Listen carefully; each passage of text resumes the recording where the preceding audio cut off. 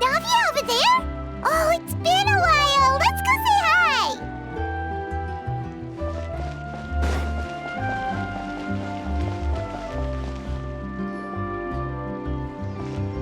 Hey, Navia! What you up to?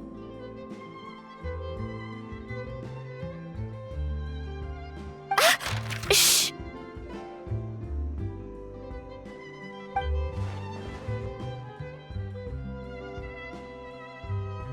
Get lost, Monica! I don't want to see you back here until you're ready to wake up and start doing things properly! Right now, you're a disgrace to my kitchen and to the Hotel Debord name! It was an accident.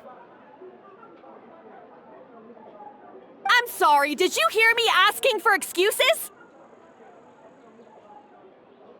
No, I'll do better, I promise. Why is she so aggressive? She won't even listen to what the poor girl has to say. Oh, hey, cut her some slack. You gotta at least hear her out. Wait!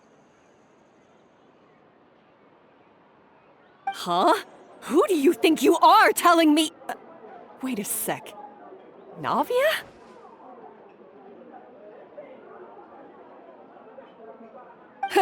So, you're bringing backup now. Suit yourself! You're still wasting your time!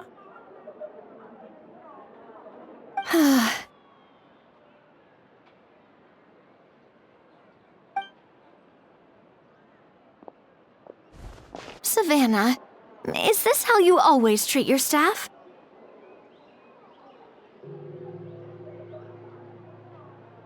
My staff is right. I'm the one in charge here now. And last time I checked, the Hotel Debord doesn't take orders from the Spina di Rosula. Of course. How you run your kitchen is none of our business. But when a member of your staff is so overworked he becomes gravely ill, that most definitely is our business. We're going to stand up for him, whether you like it or not. Overworked? I've said it before and I'll say it again. If Fermont can't handle the job, then tough luck. There are plenty of other capable people I can hire instead. But Fermont can do the job, he just... Monica, back inside, now! Huh? But you said I shouldn't come back until... Just do as you're told, and not another word out of you! Come on, we have work to do!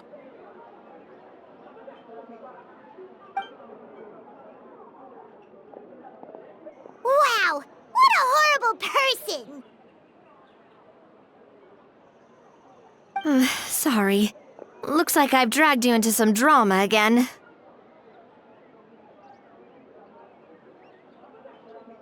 Her name is Savannah. She's the new head chef at Hotel Debord. Ever since she took the job, she's been enforcing a brutal work regime and putting a huge amount of pressure on her staff. One guy was so overworked, he collapsed from illness. He's been bedridden for days, and he can barely even talk properly.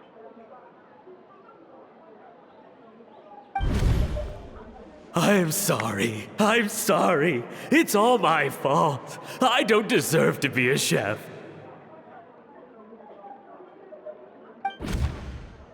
At his family's request, the Spina di Rosula is trying to mediate on his behalf. We're not exactly making a ton of progress, as you saw. Savannah is adamant that Fermont's exhaustion and illness have nothing to do with her or how she's been running her kitchen. She's refusing to have any kind of meaningful dialogue with us. Our next thought was to talk to the other chefs at the restaurant and get a better idea of their working conditions.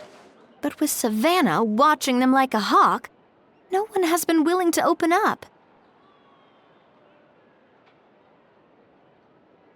And that's why I'm here, doing it the old-fashioned way.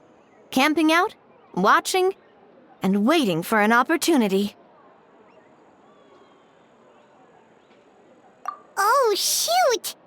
It all makes sense now. Sorry. Paimon should have thunk before she spoke. Did Paimon ruin everything? Oh, no, not at all, Paimon. Honestly, the way she was laying into Monica, someone had to step in. I'm sure I would have piped up if you hadn't. And besides, I don't really think I'm built for espionage.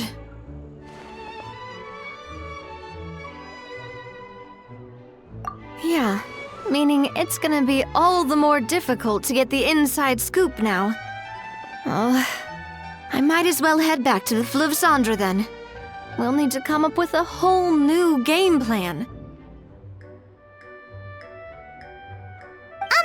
Paimon will join you, 'cause this is kinda all Paimon's fault. Oh, guys, it's fine. You don't need to worry about it. That said, if you were planning to visit the Fleuve Cendre anyway, let me take you out for a meal. I'll make sure it's a proper feast.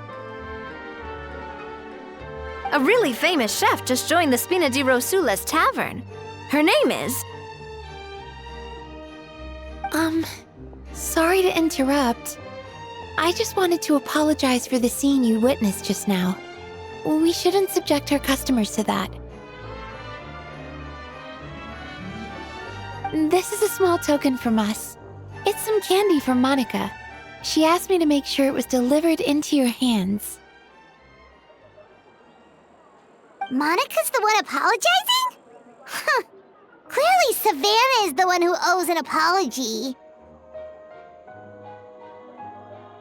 Our head chef has been a little highly strung lately. Sorry for everything.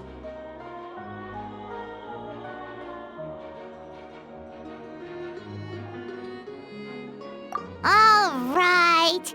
Since there's candy, Paimon will drop it. Not the candy. Thank you for understanding. We'll make sure to pass your feedback on to Miss Savannah.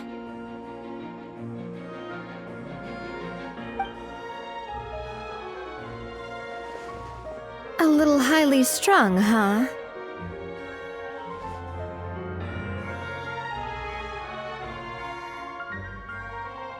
Paimon doesn't get it. How did someone like her even become head chef? Well, according to Fermat's family, she hasn't always been like this. But that's a story for another time. Let's try this candy.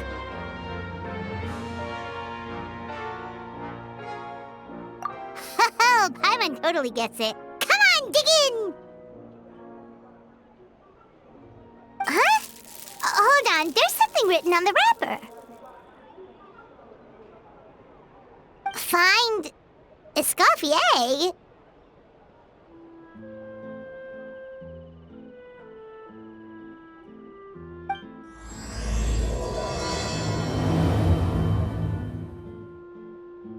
Escoffier?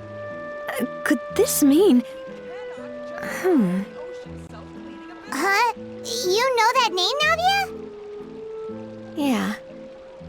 Let's stick to the plan and go back to the Fleuve Cendre for now. That's where we'll find Escoffier anyway.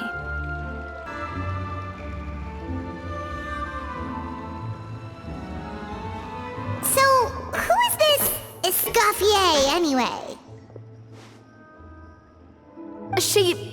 Well, for starters, she used to be the head chef at the Hotel Debord, before Savannah.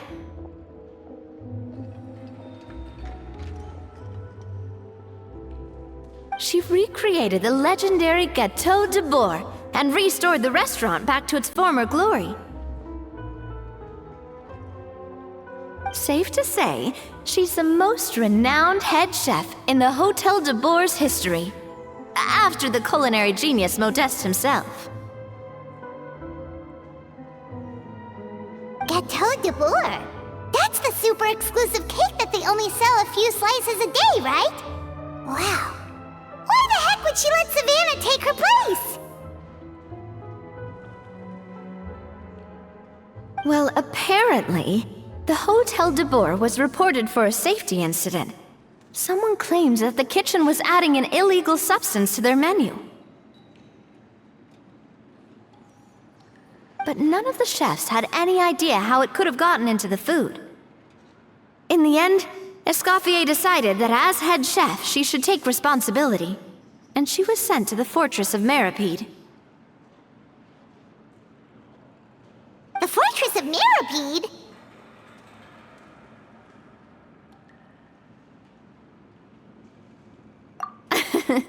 Well, you're right. The quantity of the substance they found was fairly minimal. Even the guards believed the whole thing was probably just an accident. Escoffier didn't have to stay in the fortress for long, but still, by the time she returned, the role of head chef had already passed to Savannah. So that's what happened. Paimon still thinks it's really unfair. Even though Escoffier is no longer head chef at the hotel, she's still well respected by the staff. So, I'm guessing what Monica wants is for us to convince Escoffier to try and negotiate with Savannah on the staff's behalf. Oh, Paimon gets it! Monica wants Escoffier to come back and kick Savannah out. It's simple. If the new head chef is stressing everyone out, then the solution is just get the old one back.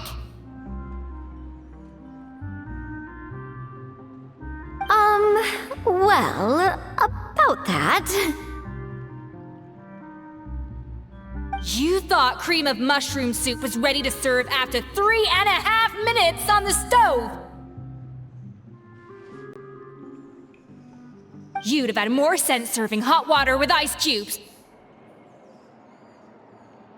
At least then, you wouldn't have wasted all this perfectly good cream and mushroom! What do you say, Hilaire?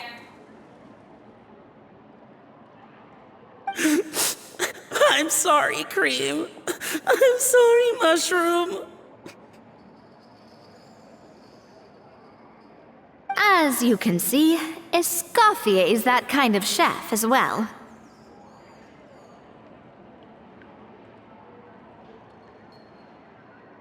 You have to leave it on the heat for long enough to allow those flavors the chance to come out.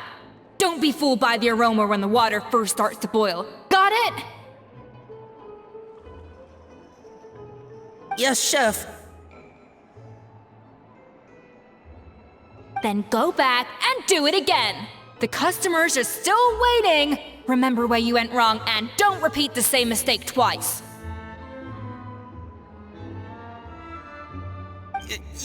Yes, Chef.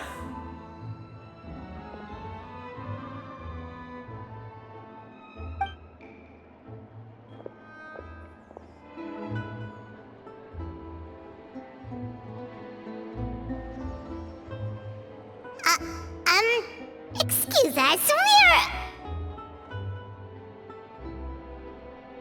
Waiting to be served? Sorry, we're pretty busy. I'm afraid you have to join the line.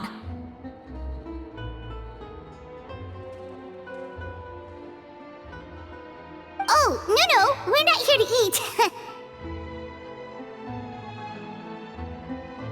So you're not paying customers?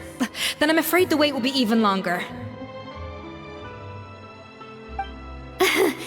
It's hard to talk to Escoffier when she's in the zone. Let's take a seat. We can catch up while we wait.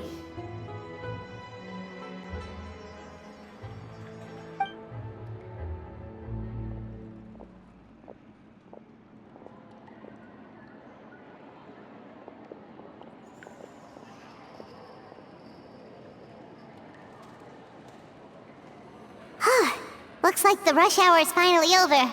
Is it always this busy here? These days, yes. I'd say business has tripled since Escoffier joined as temporary head chef. Well, in her words, the Hotel Debord doesn't need her anymore. It doesn't look like she's got any plans to go back. I guess I'll be heading off then. Wait, take these home with you. We can't serve them now, and there's no sense in letting them go to waste. Oh, thank you, Chef. For what? Like I said, I just don't want them going to waste. Oh, and tell Fiamma to get well soon, so you're not running yourself ragged every single shift.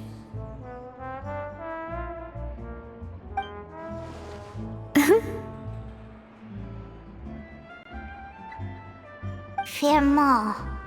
That's the second time we've heard that name. Who is that again? He's the chef that fell ill from stress. Hilaire is his son. And with Mom stuck at home taking care of Dad, he decided to pick up some work to help pay the bills. Escoffier knows their situation, so she's been making some extra food every day for him to take home. Hey, I heard that, Navia! I've told you before, no one's making extra food. Hilaire is making blunders in the kitchen, and I can't serve his failed dishes, so he might as well take them home. Yeah, failed dishes that just so happen to be nutritionally complete every single time.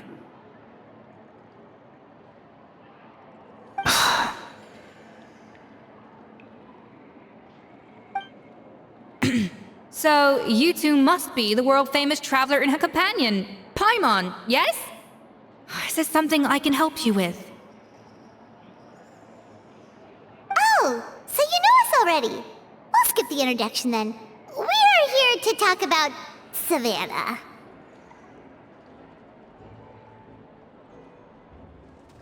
Oh, I certainly am. The Spina's headquarters are right next to the tavern. And I've lost count of the number of times Navi has come to pester me about it. But I don't work for the Hotel Debord anymore, and being ex-head chef doesn't give me the right to interfere with that business. Besides, I'm the one who persuaded Savannah to take the job in the first place. What? Well, she was a much gentler person back then. A little timid, even. She wasn't at all confident that she was the right fit for the role.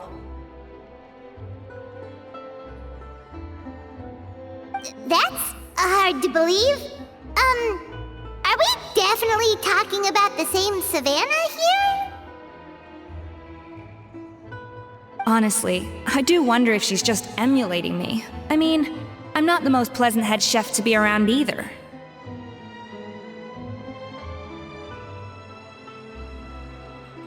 Anyway, suffice to say that given the history between us, it'll be tricky for me to tell her she's doing her job wrong without coming across like a huge hypocrite.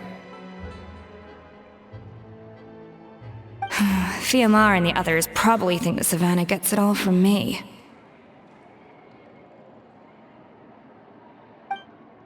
I wouldn't be so sure about that, Escoffier. Look at this note we got from Monica.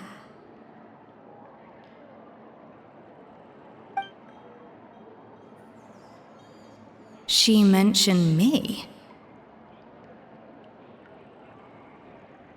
Whatever shortcomings you feel you have, it looks like Monica still trusts you. As for the others, well, how can you know what they think unless you ask them? Monica. Plus, it's not like we're asking you to storm in there and raise hell. We're only in the initial phase of our investigation. All we're trying to do is get the other chefs to open up to us. Oh, Monica. Oh, Monica!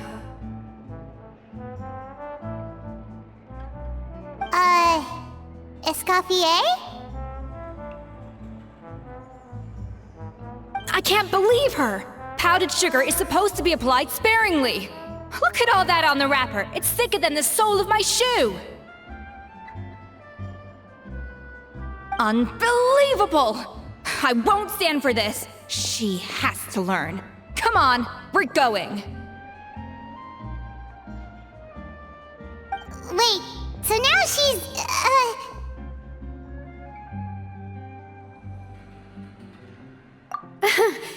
Let's go catch up to her. We don't want to keep her waiting.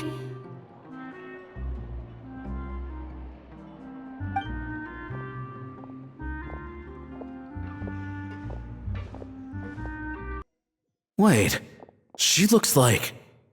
Is that Escoffier? Escoffier's back? Yes! I've missed her cooking! I was just saying, Hotel Debord is nothing without her. You can't match Escoffier's talent.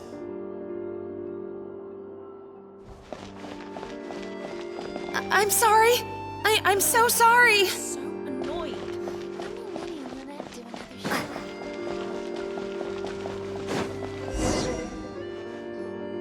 I'm sorry, I'm so sorry. I messed up your order.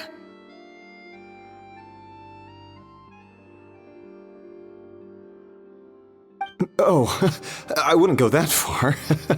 Maybe the taste is a little off, but if you hadn't brought it up, I don't think I would have noticed. But, please, you have to forgive me or Chef is gonna... Okay, I know. I'll kneel before you. What the heck? Get up, Monica! Can't you see that you're just making your customer feel more awkward?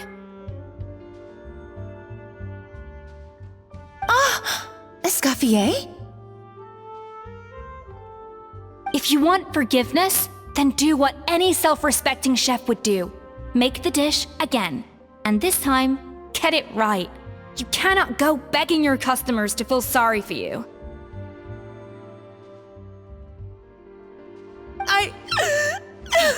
Savannah said that I'm not allowed back in the kitchen until I've corrected my mistake. But if I can't go back into the kitchen, I can't do the dish over. That's some backwards logic. How can you fix your mistake without being allowed to cook? If this is what Fermat had to put up with, then no wonder he had a breakdown. We apologize for interrupting your meal, sir. It's fine. With my layman's palate, it's not like I can tell the difference anyway. I was actually quite enjoying my meal until she appeared out of nowhere and started apologizing. Gave me a bit of a fright, to be honest. Oh, well, it's because Chef Savannah tasted a bit of the leftover soup from my pot and then threw me out of the kitchen. Gosh, that's pretty strict. Has she always been that way? I don't recall things being like this when Escoffier was head chef here. I gotta say, you're all looking a little worse for wear these days. I mean, Escoffier was strict too, but I think the difference is that her criticism was more constructive, so you knew what you did wrong and how to improve, and we all knew that it came from a good place. Chef Escoffier was hard on us because she truly wanted us to reach her level. But these days, whenever we make a mistake, we just get told to wake up, get your head in the game, or just do it again. And it's only gotten worse since word got out that Chef Escoffier had started working again in the Fleuve Cendre. Monica, you don't need to call me chef. I'm not the boss here anymore. Yeah, but through no fault of your own. What happened back then, that wasn't on you, and all of us know that. That banquet was a huge event, and so many staff were involved every step of the way. With so many moving parts, there's no way of knowing how that lumiline ended up in the food we served. Lumiline? What's that? A new drug from the Fontaine Research Institute, produced from an extract of the lumitoile. Apparently it sharpens the senses, so they used it to treat people with impaired responses to stimuli. Oh, yeah, I've heard about that. They found out you can use it as a flavor enhancer since it stimulates the taste buds. Makes things pretty addictive. They also found that overuse can have mood-altering effects, and even lead to nerve damage. So it quickly ended up on the guard's list of controlled substances. Unfortunately, however, some food products containing the additive had already made it to the market by the time the guards banned it from the restaurant industry. Everyone knows that in all likelihood, someone probably just purchased a batch of contaminated ingredients by mistake. But you took all the blame. We all know why.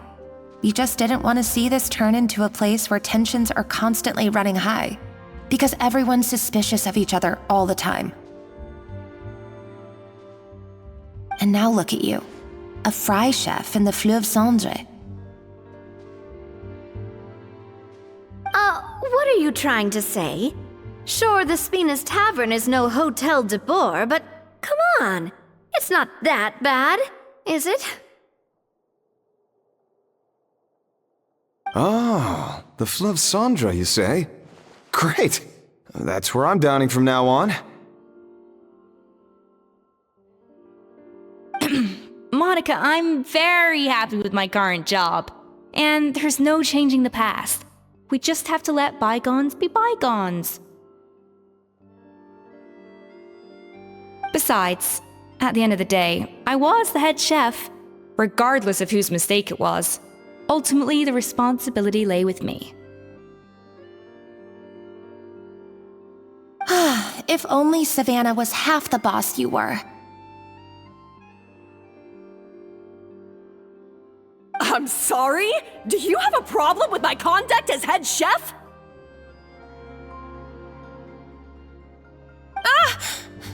No, chef. So, you do remember who's boss? Escoffier? I thought you'd left this place for good. What are you doing back here? What happened to you, Savannah? Why are you acting like this? When I turned this place over to you, You made me the head chef and gave up your right to tell me how to do my job. You're not the boss here anymore, so stop acting like you own the place. Whoa. Sounds like someone has a chip on her shoulder.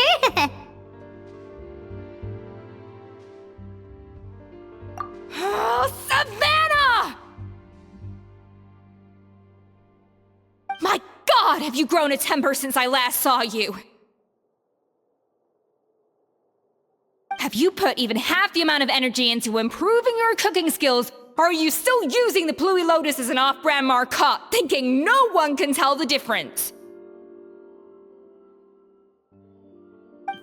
That's none of your business! What happened to not storming in and raising hell? Ho ho! I was not expecting to see something this spicy as soon as Escoffier returned. Huh? Fan Agem? Aye, miladies. Might I make a humble suggestion? Given that we have ourselves a tête-à-tête between chefs at the Hotel Debord, I dare say it would be de rigueur to settle this the traditional way. The traditional way? That can only mean one thing.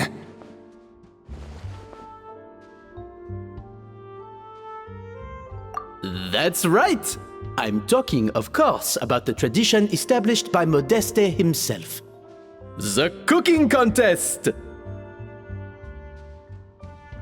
According to legend, the founders of Hotel Debord, Modeste and Savelli, used this method to resolve all of their disputes. Everything from petty arguments over next week's menu to disagreements over the strategic direction of the restaurant.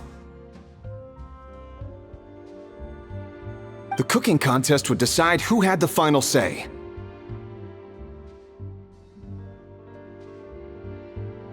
Huh.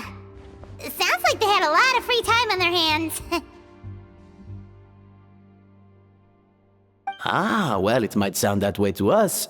But in fact, the cooking contest played an enormous role in motivating chefs to hone their skills, reaching new heights of excellence in the culinary arts. And indeed, the reintroduction of this institution in recent years has surely been instrumental in transforming the Hotel Debord into the top-ranking restaurant in Fontaine. Reintroduction? Someone brought it back? Who?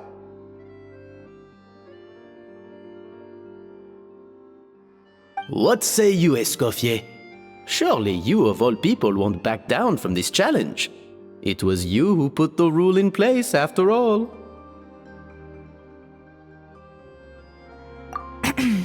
Sure, I reinstated it, but I'm not a chef at Hotel Debord anymore. Isn't this bending the rules a little?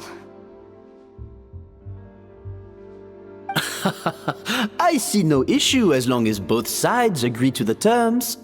We could simply treat it as an exhibition of sorts. Savannah, any objections? Exhibition. Huh. No. If we're going to battle it out, let's put it all on the line. If I lose, it's up to you what happens to me.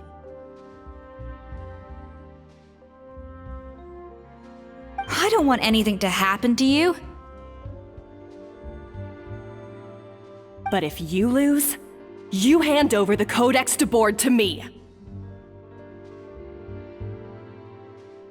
What? The Codex Debord?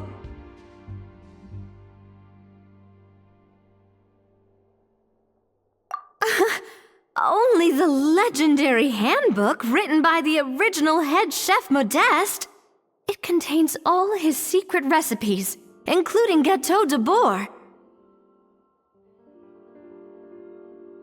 It's the greatest treasure in Fontaine's culinary world, and only the present and former head chefs of the Hotel Debord have the right to read it. Present and former? Wait, but that already includes Savannah, though. What do you want that old thing for? You have your own copy, don't you?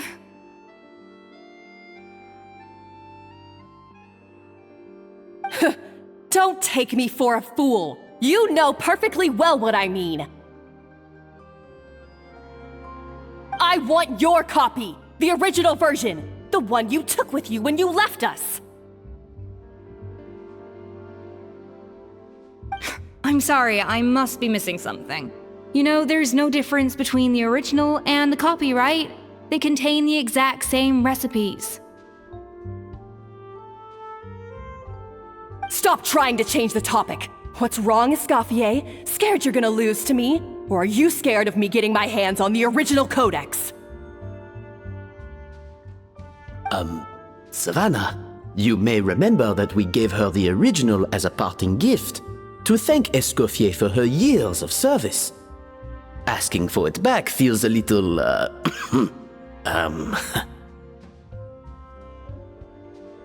Oh, I'm sure it won't be an issue, as long as both sides agree to the terms. Those were your words, weren't they? And as for the contest itself, let's make it a bake-off. Hotel Debord, per the recipe in the codex. Well, Escoffier, you against me. Are you in or out? You sound surprisingly confident. All right then, let's see how much you've actually grown. I hope you surprise me, Savannah. I'd hate to find out that all you've learned after this long is how to chew people's heads off.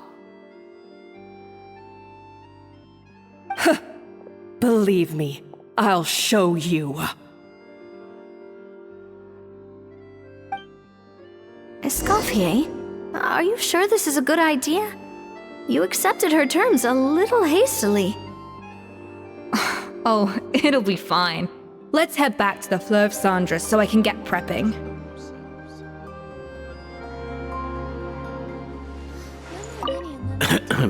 I do apologize. This whole ordeal reflects rather poorly on us. I'm afraid it's not quite that simple. The Hotel Debord runs as more of a partnership, you see. It was founded by two friends, Modeste and Savelli, and it's been that way ever since.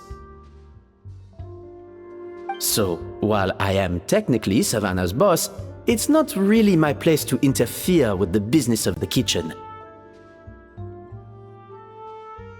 To be perfectly honest with you, that's part of the reason why I suggested a cooking contest. If Escoffier wins, it would be the perfect opportunity for her to talk some sense into Savannah. Or, of course, if she wanted to return, then... But anyway, I'm getting ahead of myself. Whatever the outcome, this contest will hopefully serve as a turning point for us. Please, pass on my best wishes to Escoffier.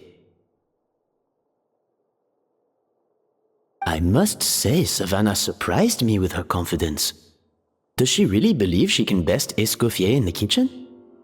I thought she was just blowing off steam when she first raised the idea to me.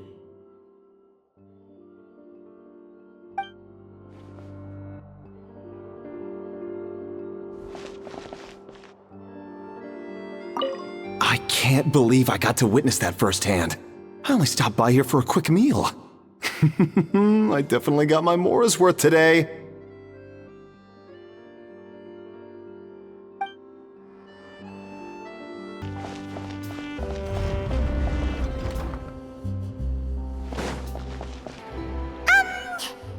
So, this whole bake-off thing kind of came out of nowhere. Was it really sensible to just go along with it? Well, I got a sense that she's holding something back.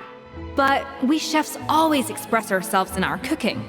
So if she won't talk, this might be the best way to find out what's really going on with her. Huh?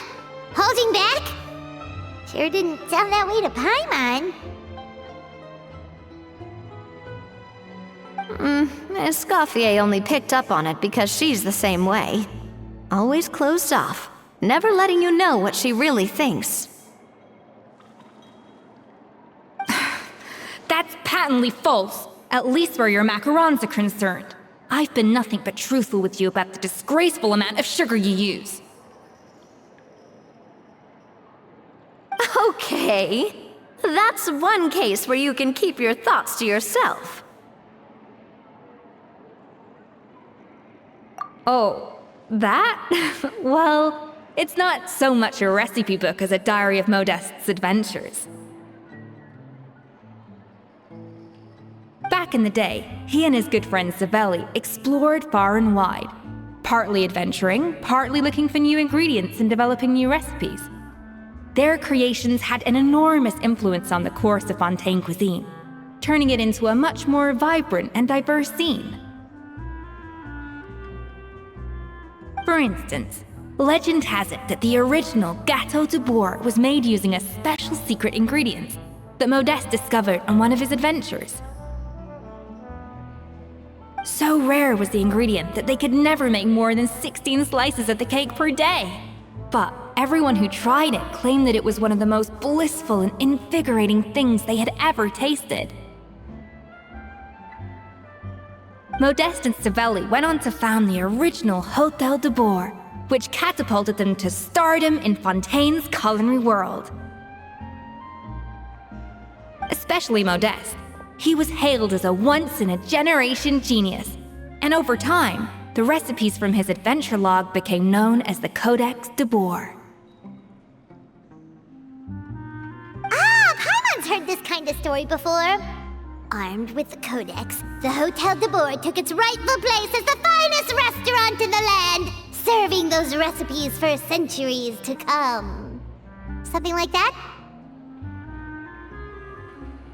What? No, of course not! Cooking is a constantly evolving art form. How could any restaurant survive if they only served food that was popular last century? Anyway, never mind centuries. Savelli and Modeste parted ways not even 10 years after their rise to fame. Then, Modeste passed away while he was still in his prime. And that was it. The end of the Hotel Debord's heyday. It fell into decline, and for most of its history, it was just a nondescript place with a couple of cheap tables.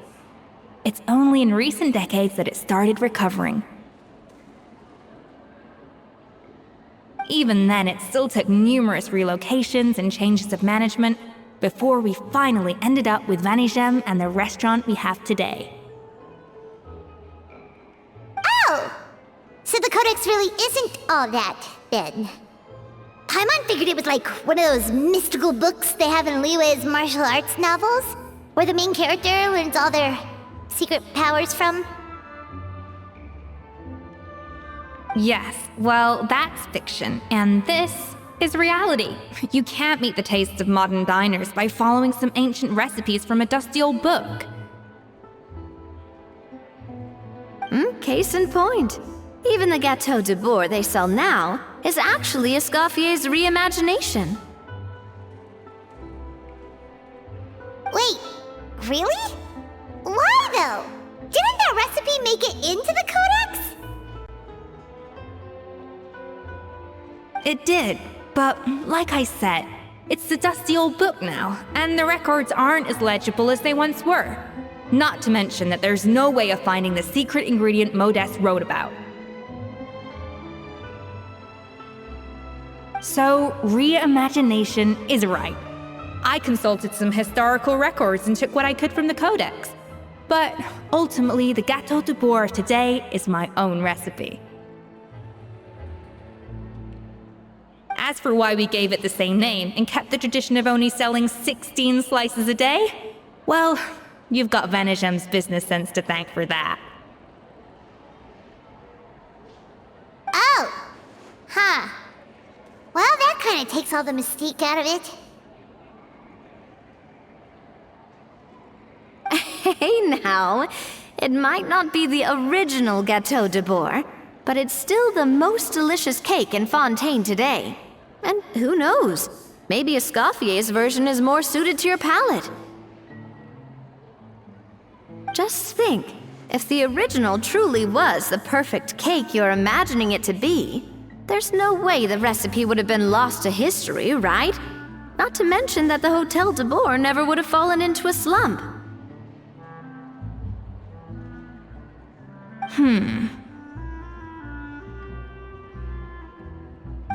Anyway, before I left my role as head chef, I made a copy of all the recipes from the Codex, including my own improved versions, and turned them over to Savannah. So why is she so interested in the original copy? Could it be a symbolic thing? Like, whoever holds the original Codex Debord is the true head chef? Well, it was clearly precious enough to give to Escoffier as a parting gift. Meanwhile, Savannah only got a copy. Maybe from her point of view, It's like management doesn't truly see her as being worthy of the role. You think so? The only thing is, it was her suggestion to give me the original in the first place. Well, a joint decision by her and Venegem. But still. What? Huh. Guess she's had a major change of heart since she became head chef. Yeesh. Who knows? We could speculate forever. Better to just let our gato do the talking. It means besting her in this bake-off, and then getting her to explain herself, even if I have to beat it out of her with a spatula. However much she's changed since we worked together, I believe that she still has her chef's pride. And if she respects the art, she'll respect the outcome of our contest. Well, I'm confident that you and your spatula can get justice for Froment. All you need to do now is win the contest. But that should be a breeze for you. Let's not get too ahead of ourselves.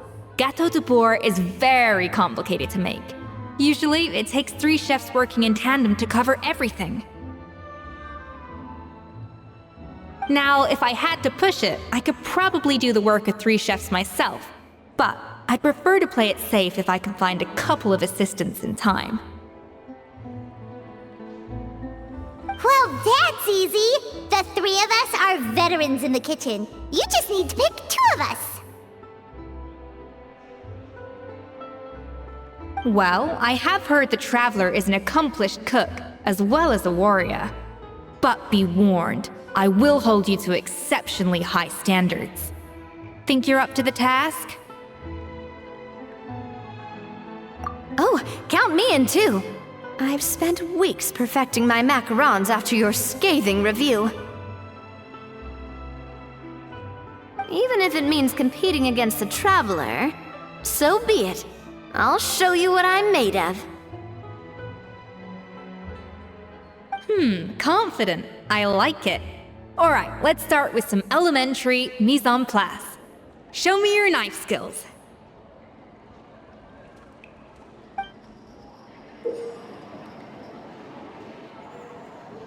I've always called it chopping stuff up, not mise en place. But it's basically the same thing, right? Oh, Navia. The difference in your case is that mise en place is chopping stuff up without sending juices flying all over the kitchen.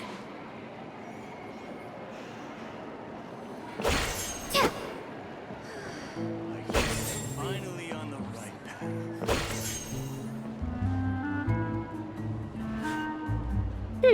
Looks like you found that easier than I expected. Yeah, thankfully it was pretty straightforward in the end. You made it sound like we'd be carving statues out of fruits or something. Well, brace yourself, because the next step is anything but straightforward. I'll be using this cold press to extract flavor compounds from the ingredients. A kind of special food processor I got the Fontaine Research Institute to make for me.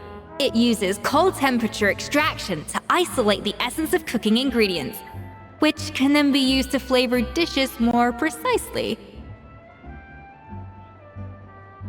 But this isn't exactly standard kitchen equipment, so that probably didn't make a whole lot of sense. Let me give you a demonstration instead.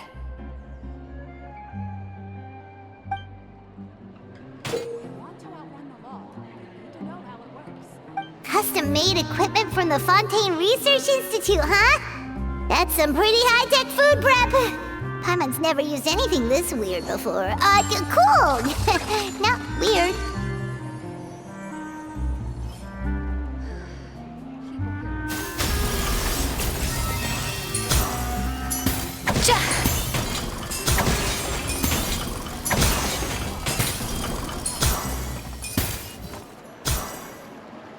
And done.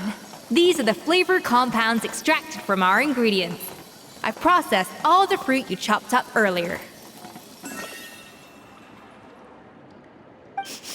Wow! Even the smell is so much more concentrated. What next? Do we add all this stuff in? Absolutely not! Throwing everything in at once will ruin the balance of flavors.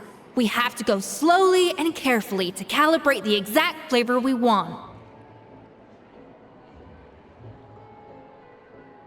I'll demonstrate again. Now, watch closely.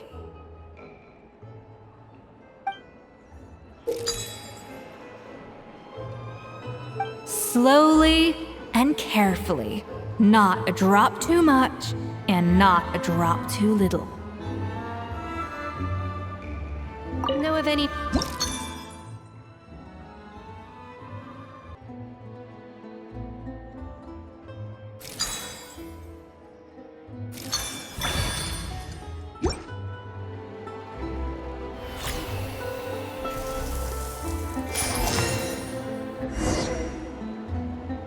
And voila! Now it's your turn.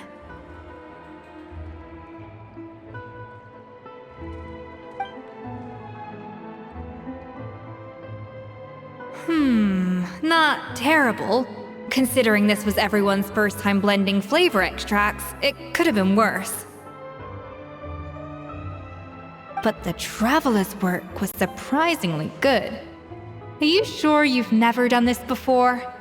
You got almost perfect results on your first try. That goes without saying. Still, credit where credit's due. You did well. Alright, now for the part I've been looking forward to. I want each of you to cook something from the Hotel Debord's current menu. I'll judge your submissions and give you a final score. That's right. The true test of your cooking skills is the finished product. It'll be good practice for the contest itself. Now get to it. Chop chop!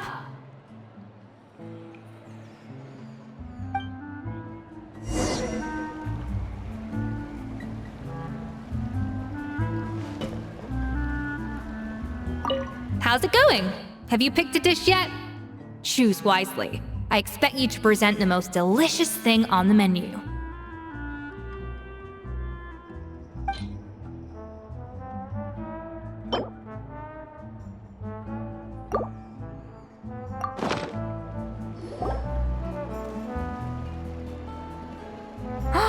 Look at that! With the grace of a snow-winged goose, as I like to say. Now, let the grating commence.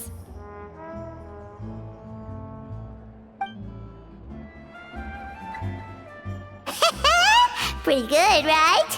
Not to brag or anything, but Paimon's a bit of a connoisseur when it comes to la food.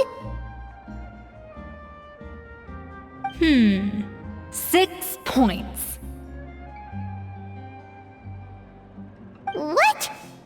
Oh, well, fair enough. Paimon doesn't cook all that often, so as long as it's a pass.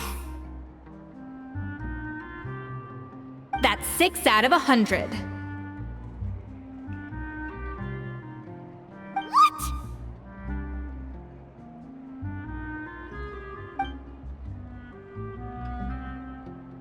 You say you're a connoisseur, but it's quite clear from this dish that you have far more experience consuming food than creating it.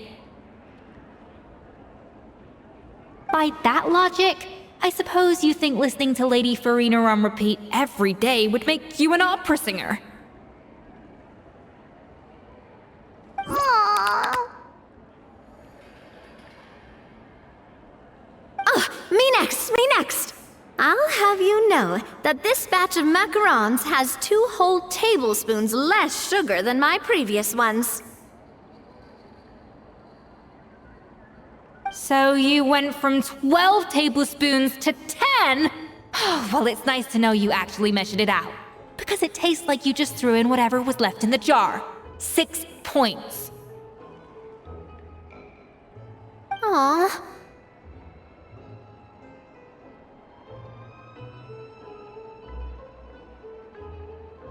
Now to the final dish. So, what do you think? This is our last hope. 8 points.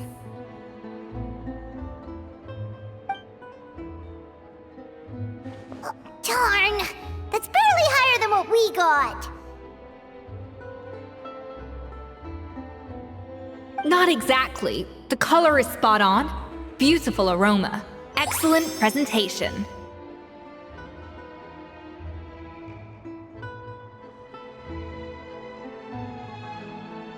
I have to give this one 8 points out of 10. Maybe even 9 points. Huh? How did you pull that off?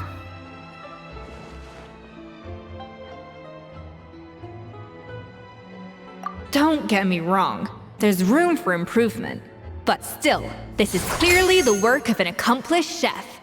I can tell that you've put many hours of work into honing your skills in the kitchen. I can really taste the grace of the snow-winged goose in this dish. The traveler's journey, with all its trials, tribulations, and setbacks. Not to mention the frustrations of having a picky eater for a partner. Hey, you made that last part up! No way did you taste that! Well, it looks like I lost fair and square. I guess you'll be taking the Traveler as one of your assistants then? But if it takes 3 chefs, that still leaves 1 slot remaining. Maybe Paimon and Navia should keep practicing and see how it goes? Chef Escoffier! Oh, it's Hilaire! What brings you here? I heard the news about the cooking contest. You're doing Hotel Debord, right? I was just wondering if you needed any help. And you think you're up to the task, do you?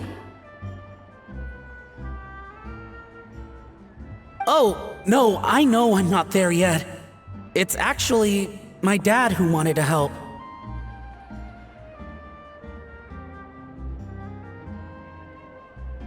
Firma, last I heard, you could barely get out of bed.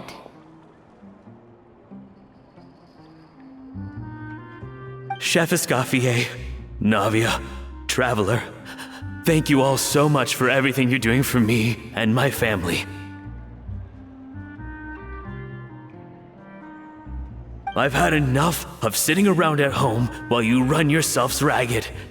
If you let me, I'd like to help you win this cooking contest.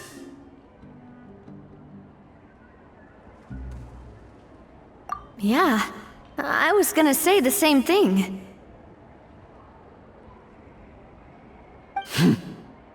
Don't you worry. I'll be fine. I'm feeling much better now.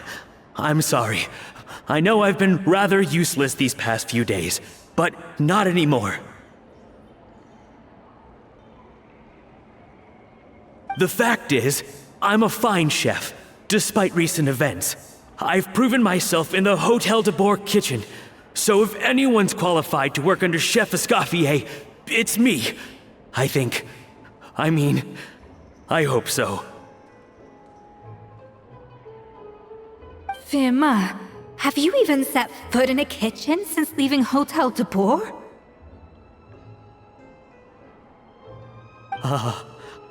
I have not, but I'm fully rested now. I know I can handle it. I'll prove it.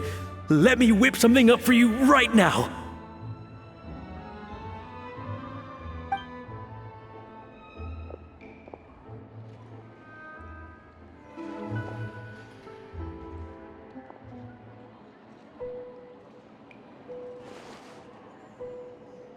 Huh?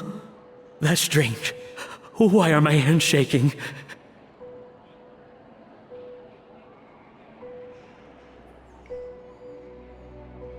What do you call over, Ma! I can't seem to grip my knife. Do it again! Again! Again! I... Hopeless. Get out of my kitchen yesterday.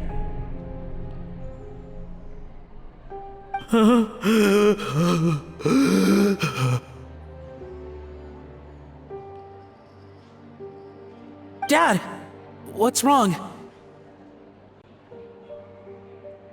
I don't understand. I was feeling so much better, and then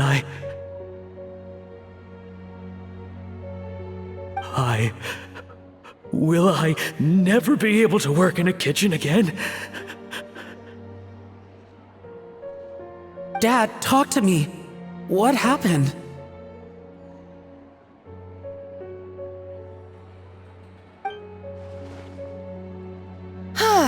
I think the real issue here is not physical exhaustion, but psychological trauma. Monica, when did you get here?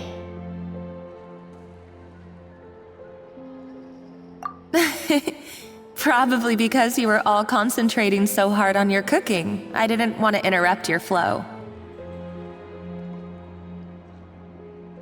But anyway, I'm so sorry. If only I'd known how serious your situation was, I would have stood up for you sooner. You have nothing to apologize for, Monica. During those long nights of redoing every order, you were the only person who looked out for me.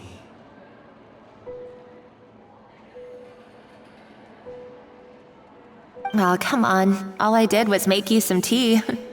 I doubt it was much help. Savannah was so ruthless toward you. I probably should have brought you something stronger. She sounds like the worst. All right, another Savannah horror story. Let's hear it. She's been getting harsher and harsher on us ever since she heard about Escoffier's new role in the Fleuve Cendre. Seems like no matter what we make, she'll find something wrong with it. What is this? It looks like a dog's been at it! In the trash now! Then she orders us to redo the dish again and again, but we never know what's going to make her happy.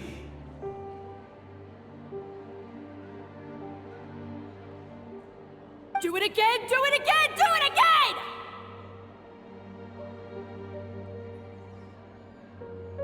Every time you remake it, you just get another earful from her.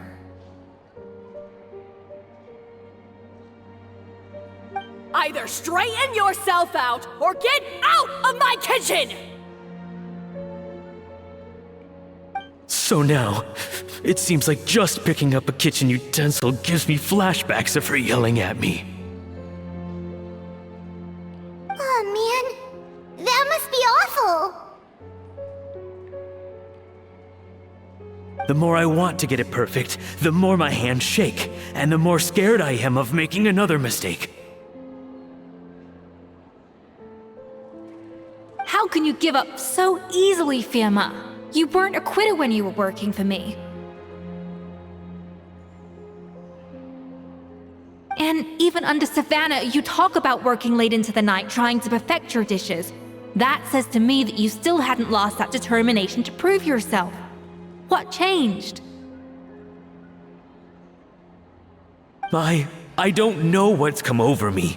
When I think back, I just remember feeling like my heart and my hands were growing heavier and heavier as the shift went on.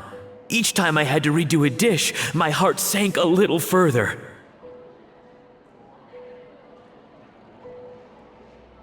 Maybe Savannah was right. Maybe I am just hopeless at this.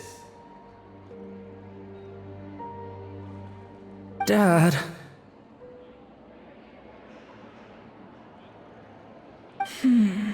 I see. Well, it sounds like there are some deep issues at work here. Ones that won't be resolved by merely seeking compensation. I will win this contest, and after that, I encourage you to approach Savannah and talk this out. But what if you can't find another assistant in time? Clearly, I'm in no state to help out.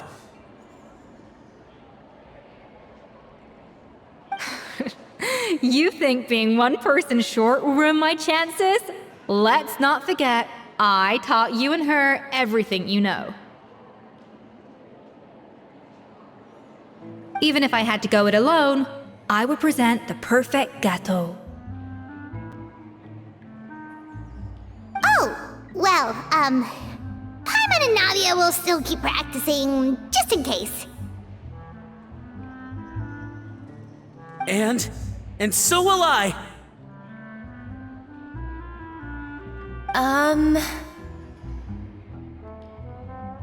Yeah! And if worse comes to worse, we can always get the Spina di Rosula to put out an emergency call for chefs. There's gotta be someone out there, right? Actually, I thought maybe I could help. That's sort of why I'm here. What? Why didn't you say so? I was going to, but then... well, this is the first chance I got. You do this for us? Thank you so much, Monica.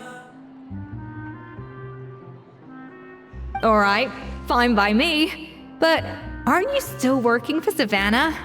Joining the other side seems like a guaranteed way to put your future employment in jeopardy. I know, but it's all right. I've made up my mind. With the way things are, I can't keep working for Savannah much longer anyway. Unless I want to become the next for Ma.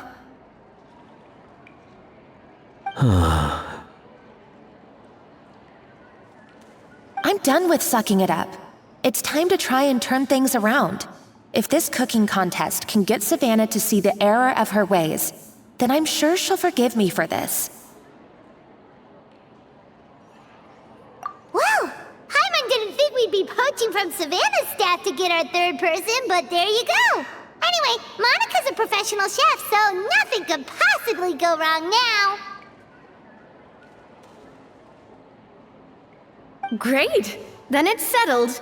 And to congratulate you all on making the team, I propose a Spina-sponsored meal to celebrate. Spina sponsored? Wait, you mean I'm cooking? Well, I promised the traveler a feast in the Fleuve Cendre.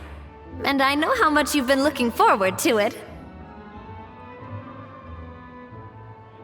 Yeah! Feast, feast, feast!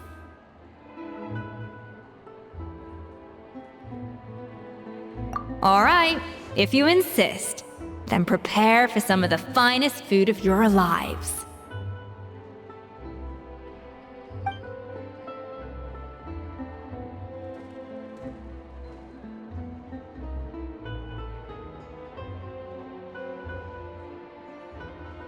That's not a bad idea, actually. Wait, hold on. You need to finesse that further.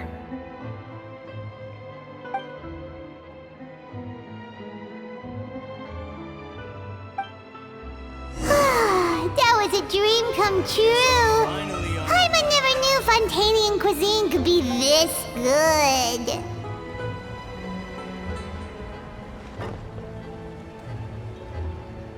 So, this is what Chef Escoffier is truly capable of.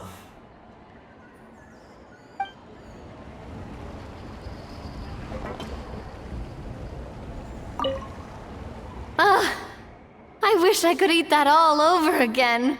It's not often that Escoffier goes all out like this. And it's all because of you, Traveler.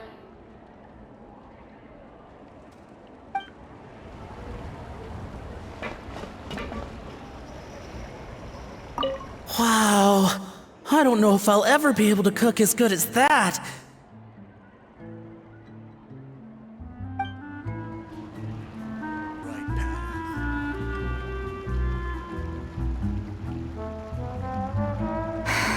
Why, Savannah? Why? Oh, nothing. I was just flicking through the original Codex Debord. I wanted to see if there was anything I'm missing. Something I hadn't noticed before. That might explain why Savannah's so desperate to get her hands on it.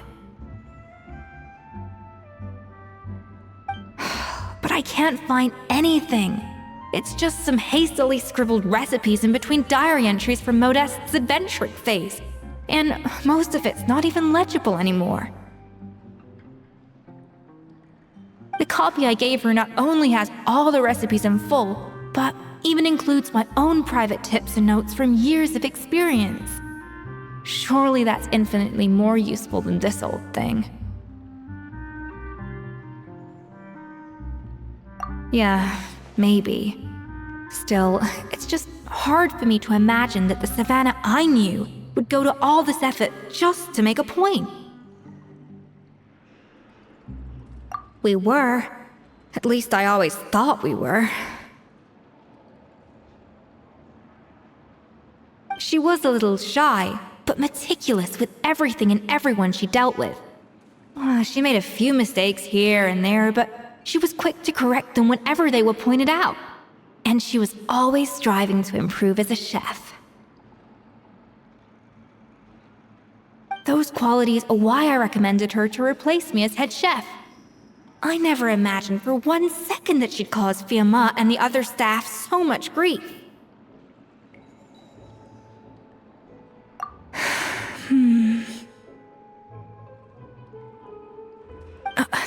Well, I mean to an extent, of course. I pushed hard for her to get the role.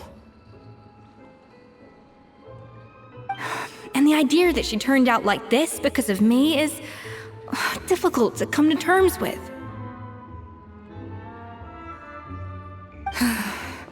I wonder if this is how Modeste felt back when he was writing the Codex.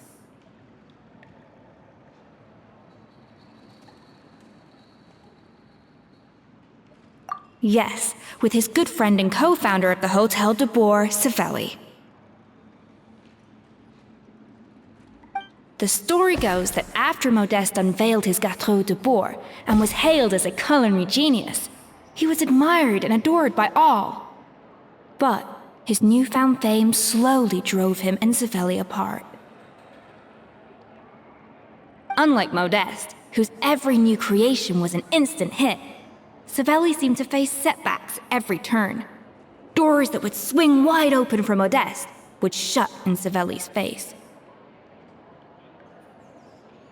And with Modeste being whisked off to all manner of functions by his celebrity friends, he had less and less time to discuss the culinary arts with Savelli. People started gossiping about Savelli, and their relationship between the two gradually soured.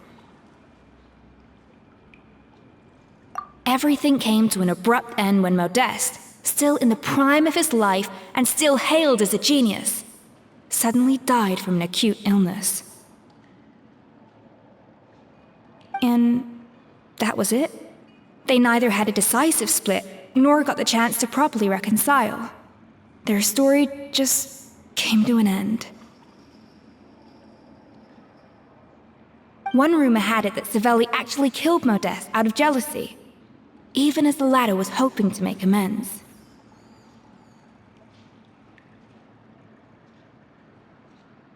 Unlikely. It's a popular theory, but there's no real basis for it. At least there are no records of Savelli ever being convicted of a crime.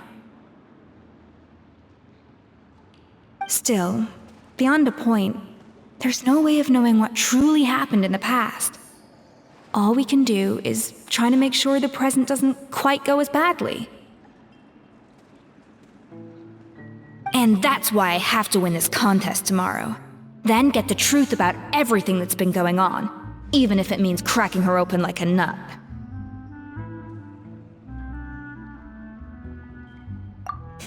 You're right about that. Just follow my lead and victory will be ours.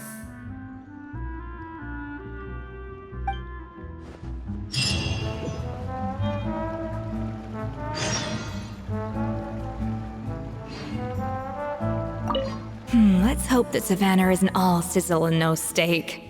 After all the work we put in, it would kinda be a shame if tomorrow was a complete cakewalk.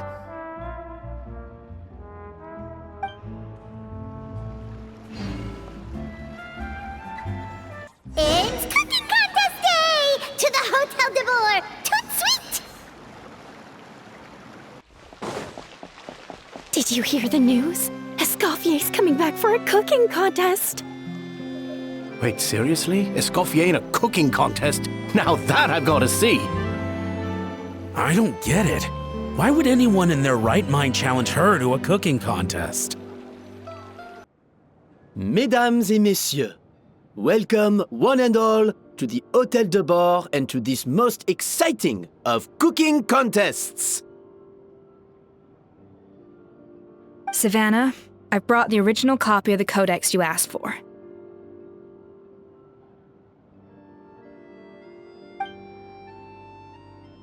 Monica? Huh.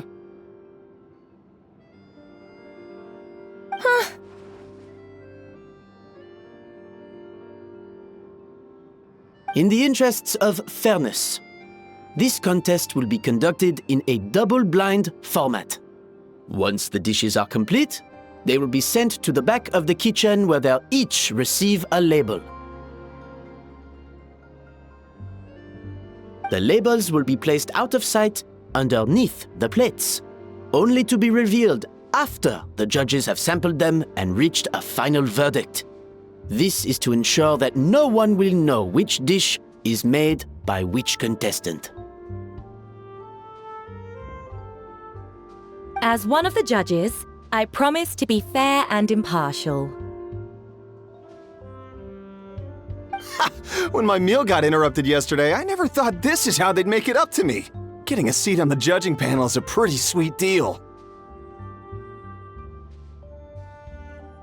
Both contestants have taken their positions. Then, without further ado, let the Hotel Debord cooking contest commence!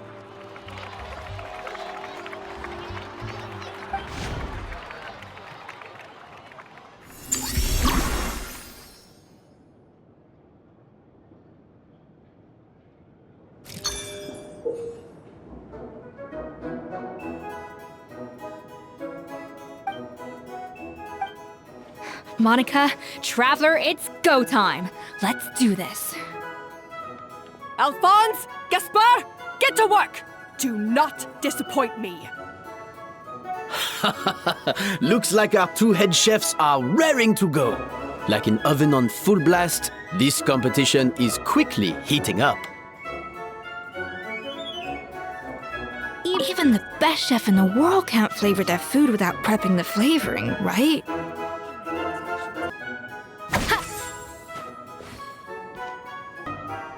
Off to the freezer! That should be enough flavoring. Now hurry up and balance the flavors.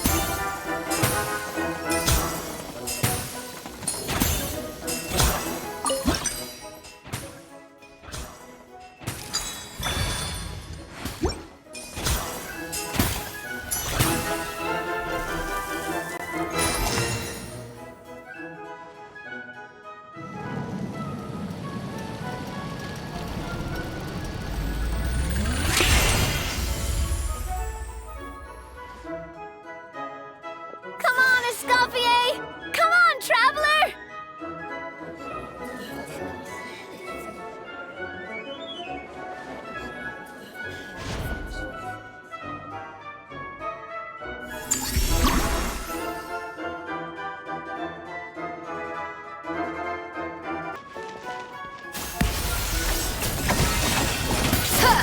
Alphonse! What are you playing at? That's not how I taught you to do it! Stop horsing around and do it again! Yes, chef! Oh, tension in the ranks on Team Savannah. Will this slow their progress? For goodness sake, Savannah, what are you doing? Oh, forget it. I've got to focus on my own dish.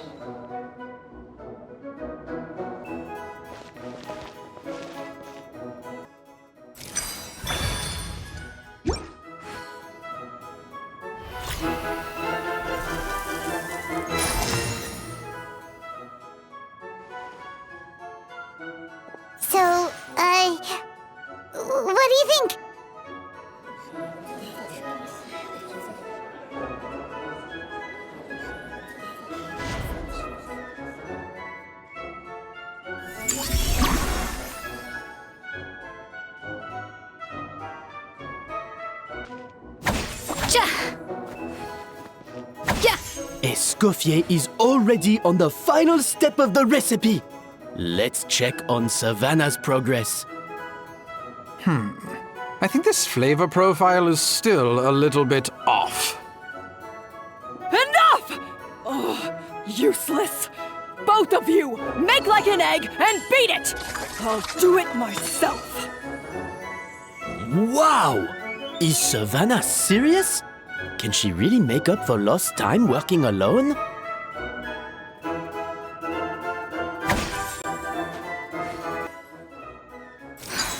Stay calm, Escoffier. There has to be a way to balance the flavors. Just think. What are you doing, Escoffier? Your team's waiting on you.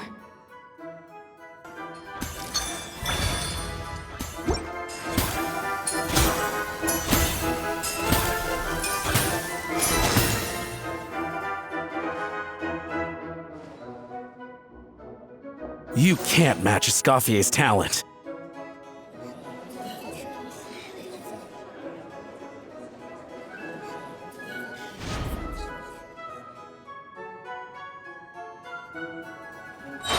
I present to you Hotel Debord.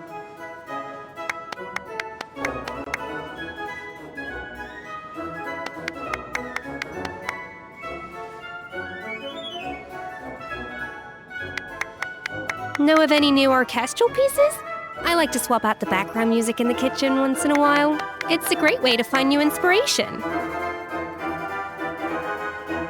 Goose on the loose!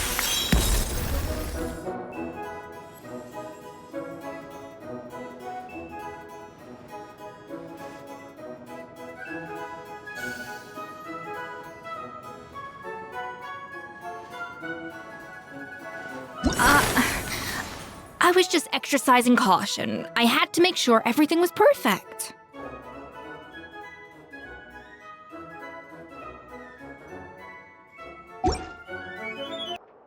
Time's up! Contestants, please take your dishes to the back.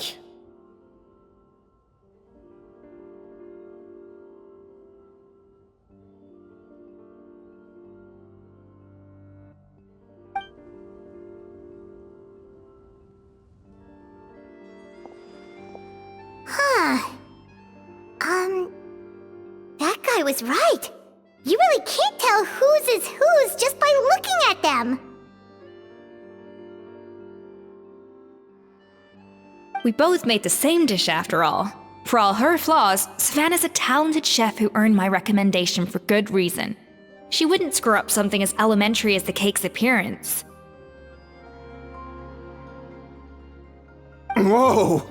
This is really rather good.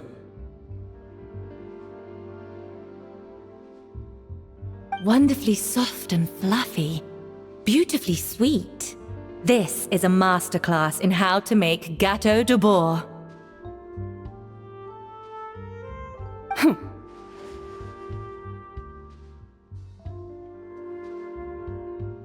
I would give this one at least 9.9 out of 10!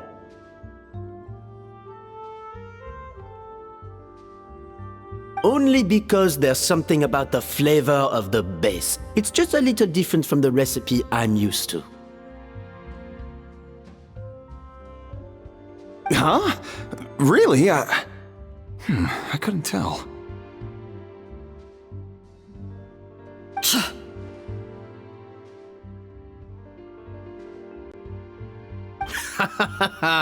All right, on to gâteau number 2.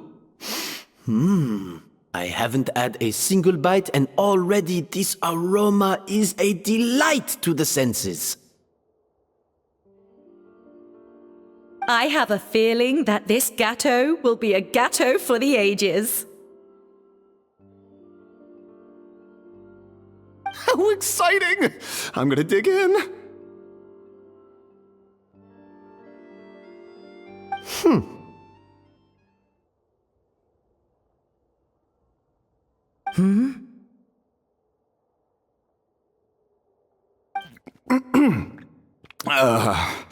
I think maybe someone got a little carried away when they were adding the sugar. Not just the sugar, it's the flavors too. This is all over the place. Who made this?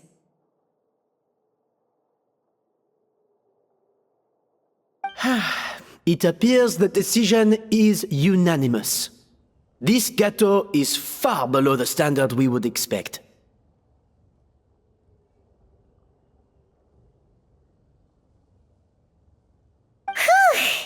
And Paimon thought this might actually be close. Turns out she can't bake to save her life.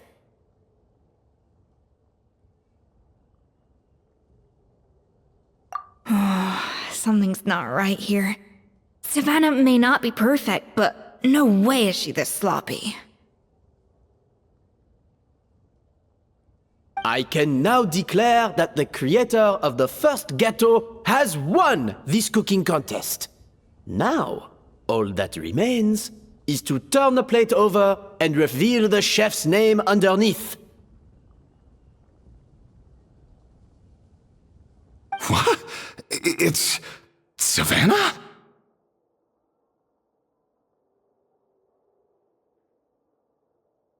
No! That's impossible!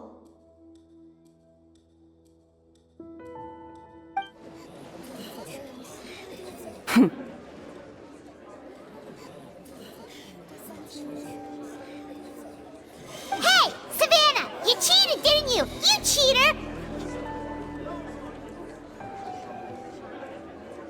What did you do? Oh, you swapped the plates, didn't you?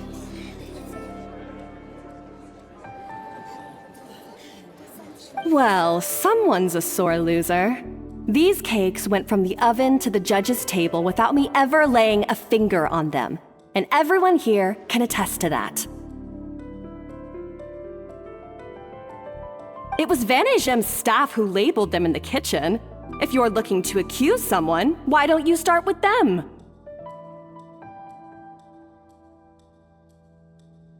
Isn't it more likely that Escoffier's lost her edge? Oh, or maybe her assistants let the team down. You take that back! Judges, we demand a rematch!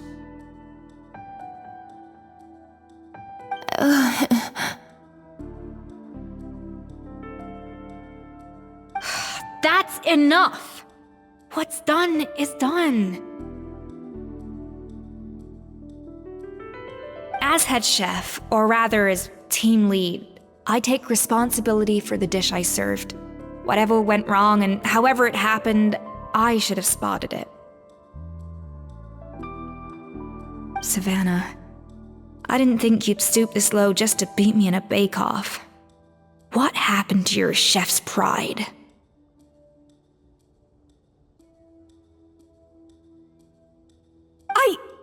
I don't know what you're talking about.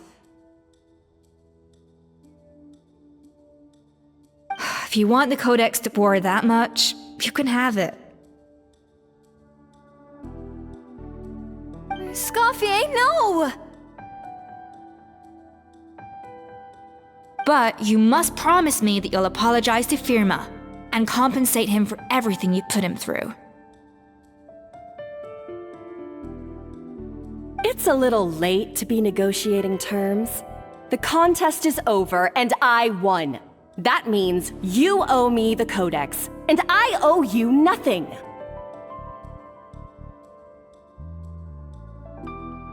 Look, Savannah, you may have fooled everyone else, but can you really fool yourself? What I'm offering is to accept defeat without looking to expose what you've done.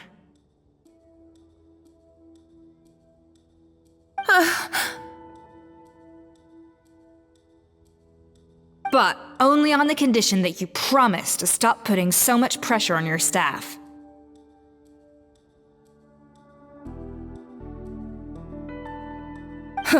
Fine. I'll treat this as your final handover of duties from one head chef to the next. So, will that be all, ex-head chef?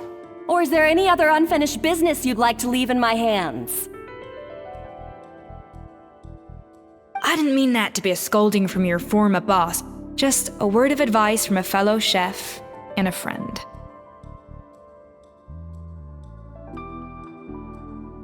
But I don't know if you're even open to input from other people anymore.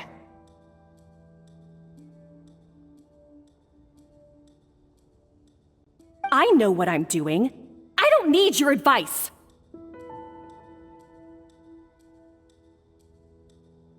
All right, fine. I'm glad to hear it.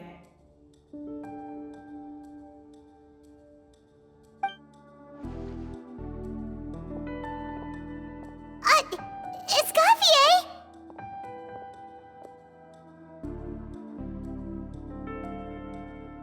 The Codex Debord! Finally. Now, at long last, I will succeed. Escoffier? How could you let her get away with this? Yeah! The Codex is a souvenir of your time here! Doesn't that mean anything to you? It's alright. It was just a bake-off, not the end of the world. I'm already over it. Besides, it's not all bad. She agreed to compensate Firma. That's mission accomplished for the Spina. Honestly, if I'd have known that giving her the Codex would solve everything, I'd have just done that in the first place. I mean, why bother with the whole cooking contest? It's such a waste of time and energy.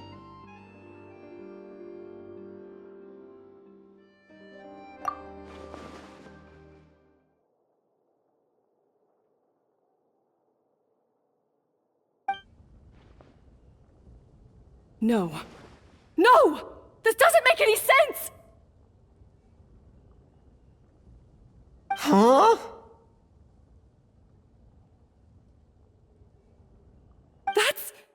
That's it? No secrets, no nothing? I don't believe it! This can't be happening. Oh, Chef Savannah!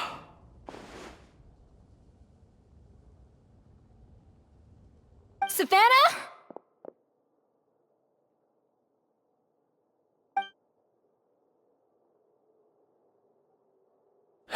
It's nothing life-threatening.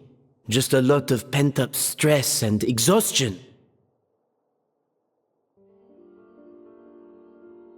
Oh, I knew it. Pent-up stress? Her? The truth is, however hard she might be on the rest of us, the person she puts the most pressure on is herself. Yes, there are nights when she makes us redo things over and over into the wee hours. But for her, it's every night. She'll hide herself away in the kitchen, working on new techniques and recipes, and only realize how long she's been at it when we come to work the following morning. But why? Why would she do that? Our best guess is, she doesn't want to be seen as less of a chef than Escoffier. And there it is. Even so, that's no excuse for taking her anger out on the rest of you. Yeah, and it's definitely no excuse for cheating in the cooking contest.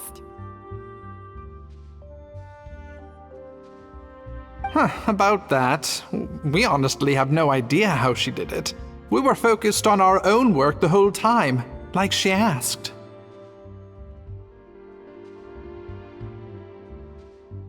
Leone and Algalia were the ones I tasked with labeling the cakes. I've already spoken to them both. They're at a loss to explain it too. Not to worry. Come on, join me downstairs. I'll interrogate the guilty gâteau myself.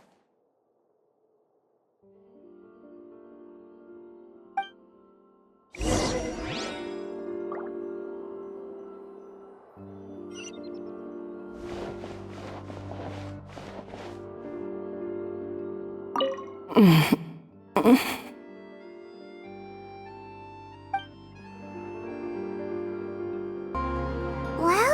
how is it? Have you figured out what it was?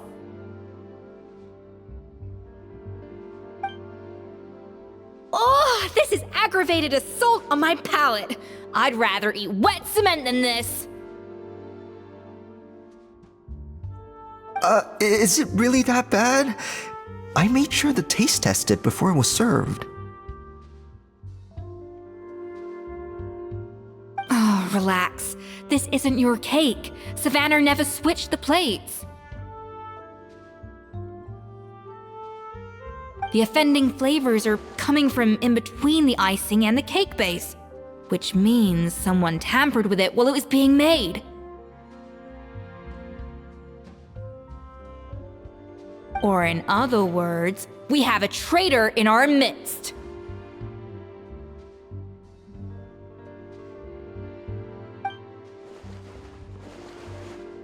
I'm sorry. I was forced into it. It was Chef Savannah. She said if I didn't cooperate, she would...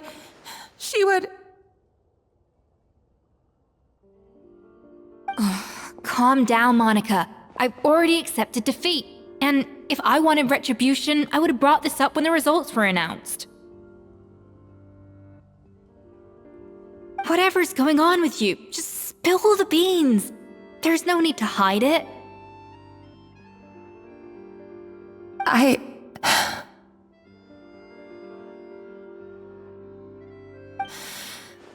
I was the one who caused the food safety incident that one time.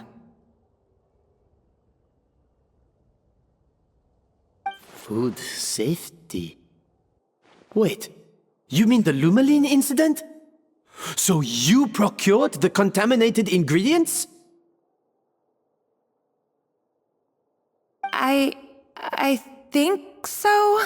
Savannah and I were on procurement that day. I didn't check everything as well as I should have, and so I let contaminated ingredients make it into the kitchen. But I swear I didn't do it on purpose.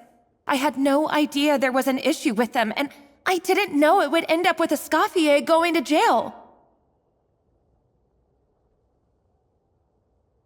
But the last thing I expected was for Savannah to use it as leverage to blackmail me with...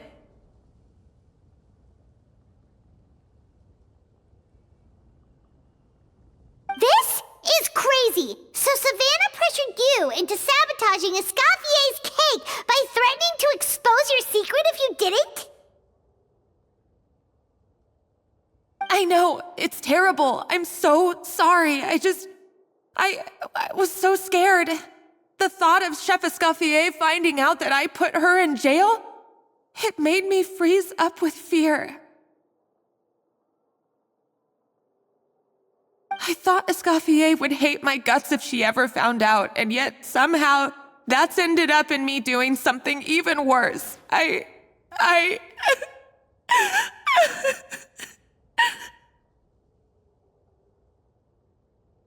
Seriously? All this fuss over a little slip-up? Huh? Firstly, it's not like I got a life sentence. I did my stint at the fortress, and now I'm out. And secondly, I had my own reasons for leaving the Hotel Debord. This wasn't the only factor. So, you don't need to feel ashamed or frightened or anything like that. Any more than you need to add butter when you're pan-searing foie gras. You mean... you forgive me? Oh, well, I'm not saying you don't have to take responsibility for your mistakes. You should tell Vanagem to mark down your performance for the past few months. Then do some digging and find out exactly where those contaminated ingredients came from. Sure, you've made mistakes, but now's the time to fix them. Understood? Understood.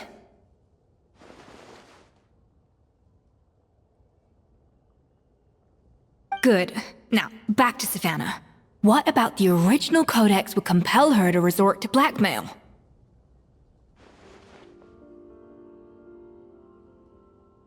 I have my suspicions. Not that I've got any proof to back them up, though. Ugh. What happened to me?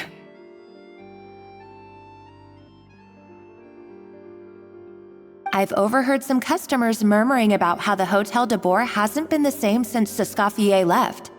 They think our menu doesn't taste like it used to, especially our signature items. Now that you mention it, I noticed it during the contest too. I couldn't put my finger on it, but the flavor seems subtly different from how it used to be. But the difference was so small, I'm sure no one would notice it besides our most loyal customers and true dessert connoisseurs. Still, as head chef, it's easy to see why Savannah would get so hung up on it. So many times I've seen her make the cake base over and over again, late into the night, determined to match Escoffier's version. But something's always slightly off every time. Yeah, I've noticed that too. Never really gave it much thought, though.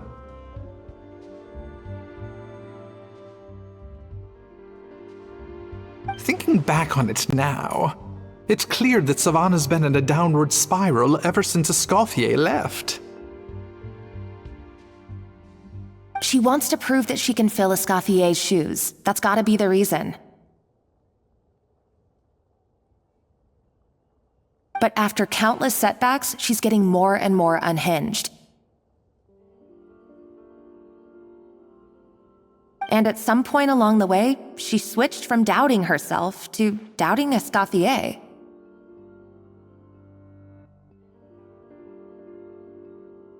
Doubting Escoffier? For what?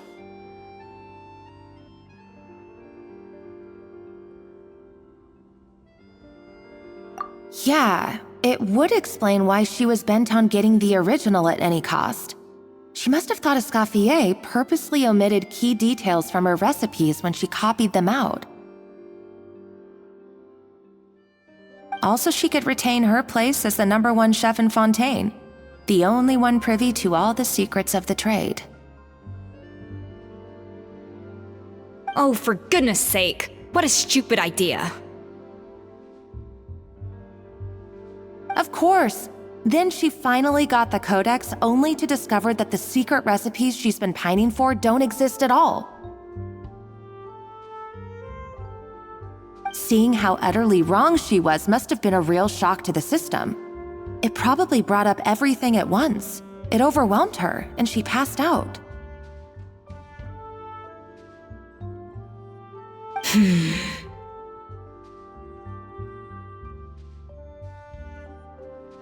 still one thing that doesn't make sense, though. If Savannah had the real recipe all along, how come it tasted different? She might not be on the same level as Escoffier, but surely after like 50 attempts, she'd get it right one of those times. You'd think so, but geniuses like Escoffier are in a league of their own.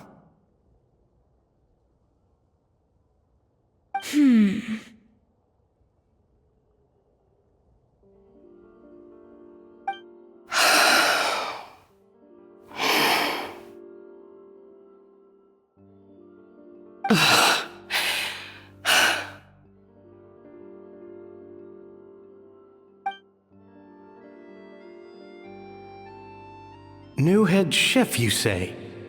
What's her name? I don't think I've heard of her before. I wonder, can the Hotel Debord keep its edge without Escoffier at the helm?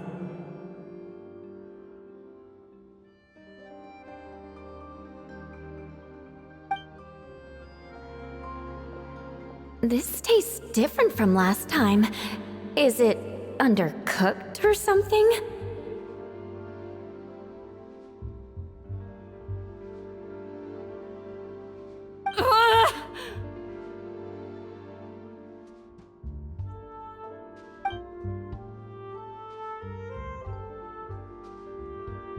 Take this. It's a copy of the Codex Debord. From now on, you will be its keeper.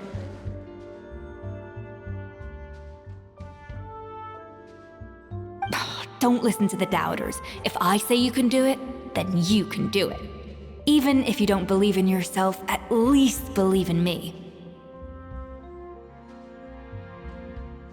Hey, did you hear me? Once I'm gone, the restaurant is all yours.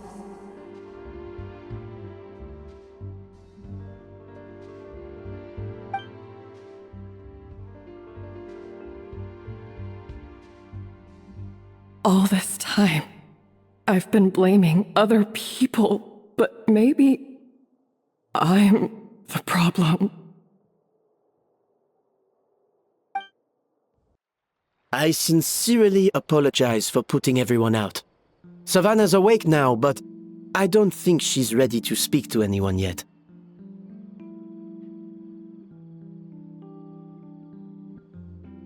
Let's give her the day to calm down.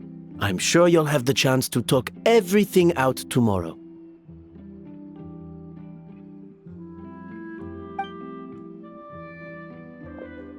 In that case, I'll go and update for Ma and his family. I wonder what he'll make of all this.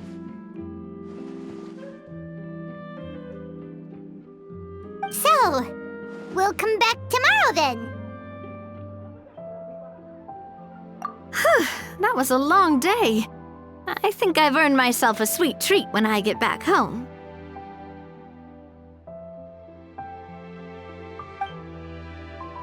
Oh, nice! Macarons? Or are you gonna switch it up this time?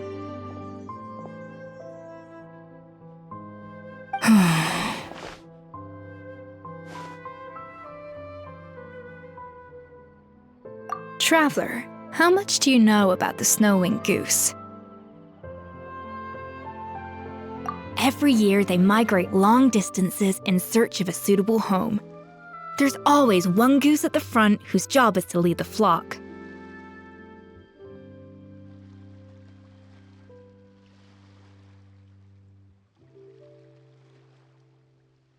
Fontaine poets often use the image of that goose to explore the ideas about leadership and genius.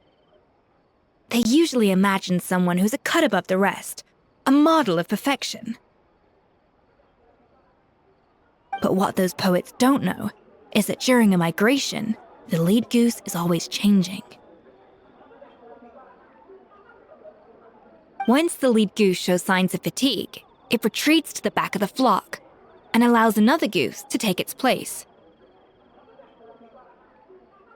So the truth is that leadership, with all the responsibilities and pressures that come with it, it's something that everyone takes turns at. But we humans completely miss that fact when we project our own ideas about social hierarchies onto them. I guess what I'm saying is, I don't buy into this notion that there's some sort of gulf between normal and genius. Cooking is a science, not magic. Given the same ingredients, same recipe, and same environment, I see no reason why two different people shouldn't be able to create the exact same dish. Of course, some people have a more sensitive palate than others, and some people are just born bolder or more conscientious. But these are all variables that can be accounted for with time and practice. I'd have no reason to expect so much from others if I believed that perfection can only come from the hands of a genius. The only reason I hold people to high standards is because, well, I believe they're capable of greatness.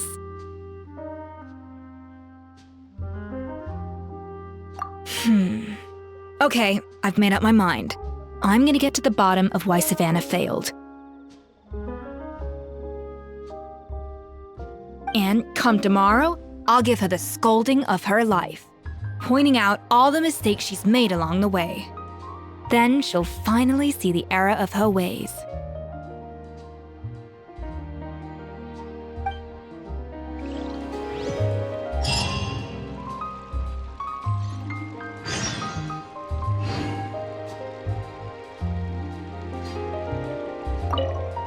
Thank you for your words of encouragement. I'm gonna head to the Hotel Debord and spend the night investigating.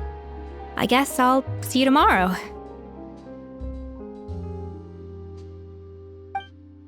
Genius? Calling someone a genius is just another way of saying I'm too lazy to figure out how I need to improve. It's a defeatist attitude and I won't stand for it.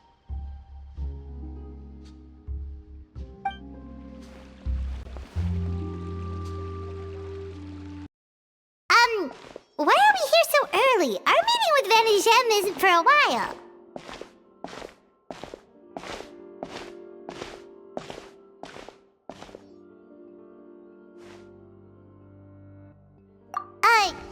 Check on her? Why? What happened?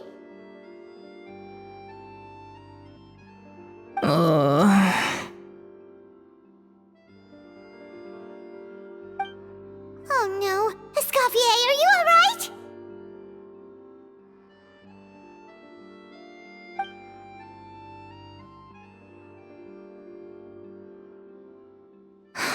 I'm fine.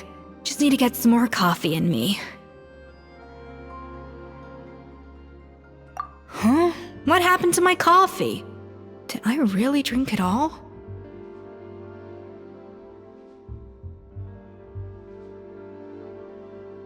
Alright.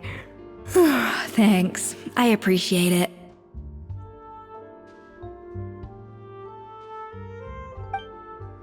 Well, there's cooking facilities here. Or we could just grab a cup of coffee from Cafe Lutece, but either way, hurry!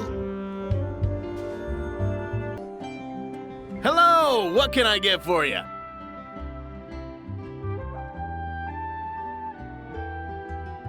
Sure thing. We're here to go.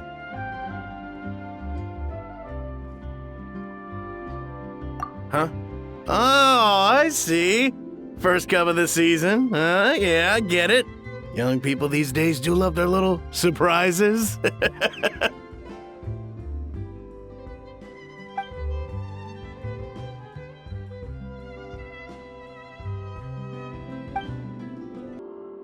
Coffee. Need coffee.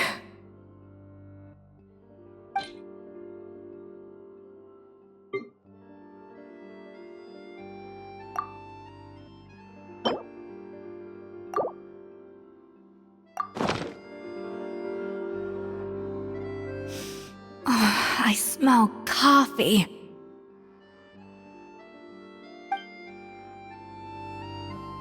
I feel much better now. Thank you so much, Traveler in Paimon.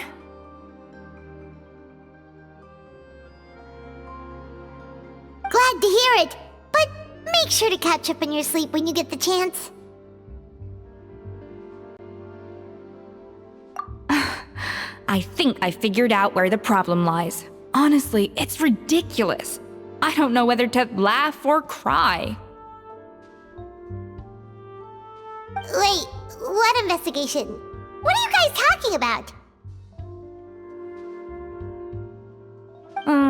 I'll save it for when everyone else gets here. It's so stupidly small, I can't believe it's caused so much drama.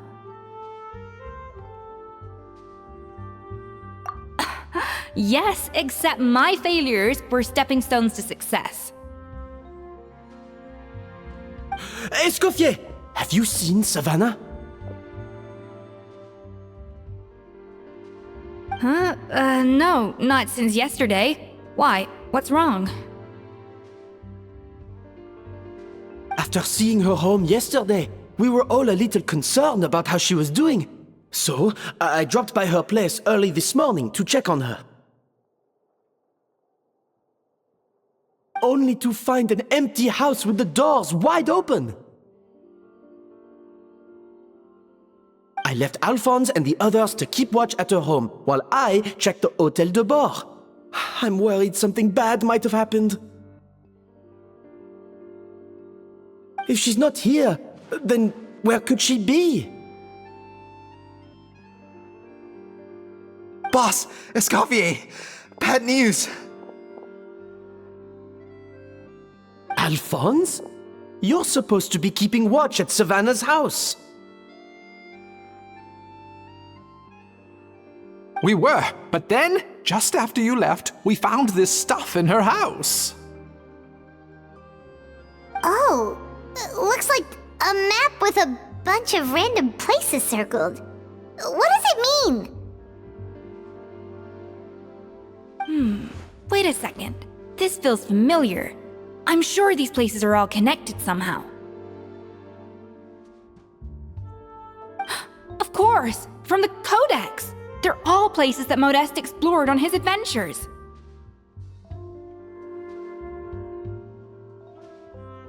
Yeah, but I don't understand. The adventure logs in the Codex are too fragmented to be of any use. How come this map shows all the missing details?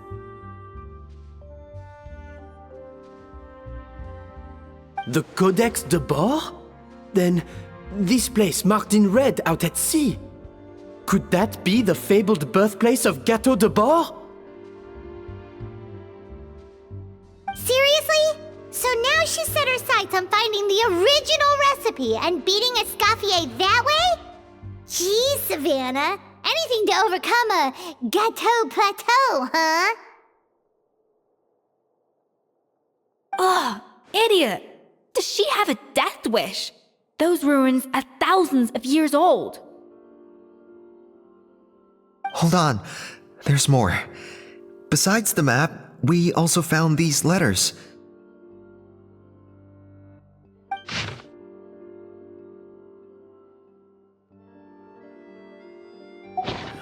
It was you. You let the Lumaline through, didn't you? It sounds like a threat letter. Does this mean that Savannah was responsible for the safety incident? And not Monica after all? Retrieve the Codex by any means necessary. So the cooking contest and the cheating. Someone else was behind her pulling the strings? She's keeping the true recipe to herself. Ugh, this is all such a mess! Paimon needs a second to process this. First, we thought that Savannah forced Monica to cheat in the cooking contest. But now, it turns out that someone else forced Savannah to force Monica to cheat?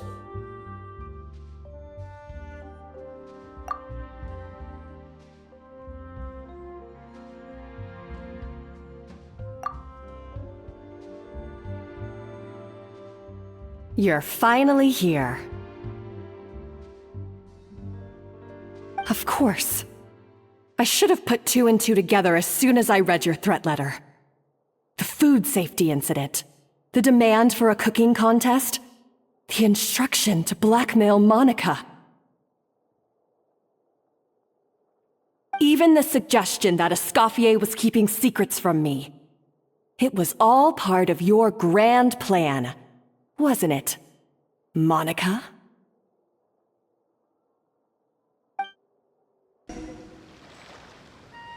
We should be getting close to the spot marked on the map. Of all the stupid things she's done, this really takes the cake.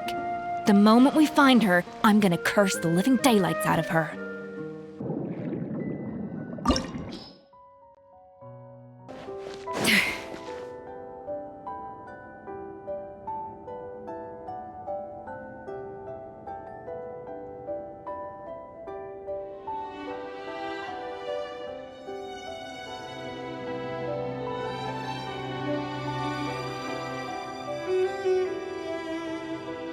Whoa, this place looks like an underwater restaurant, doesn't it?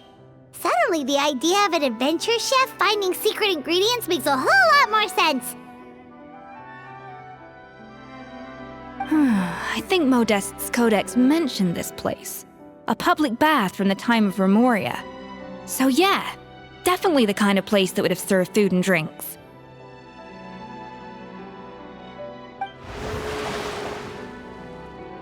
Huh? Some blubber beasts have come to join the party? How did they get here?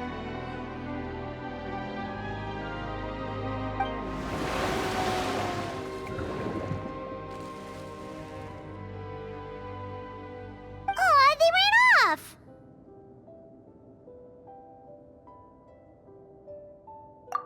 That could be easier said than done. Something's blocking the entrance.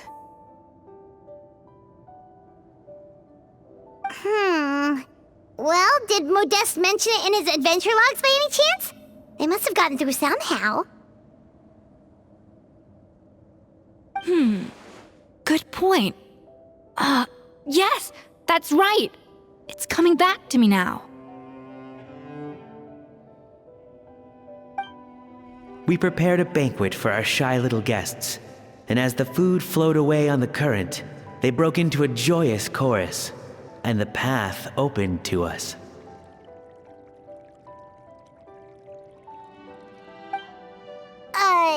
We have to feed the blubber beasts? With what? There's nothing here besides rocks, romaritime flowers, and lumitoile.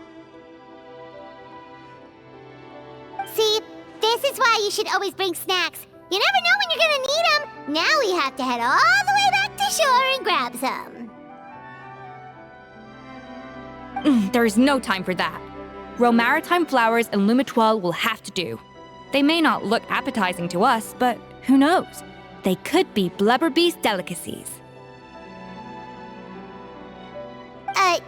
Wait, we're seriously gonna try this?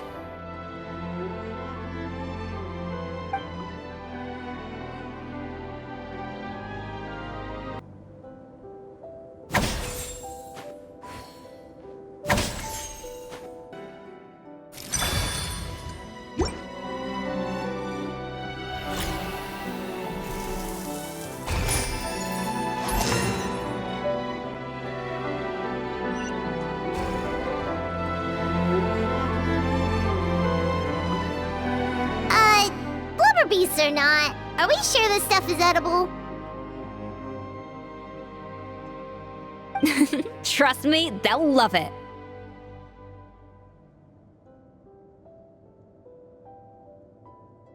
Oh, good question. If we try to put them in the pool, we'll probably just scare them off again, and who knows how long they'll be gone.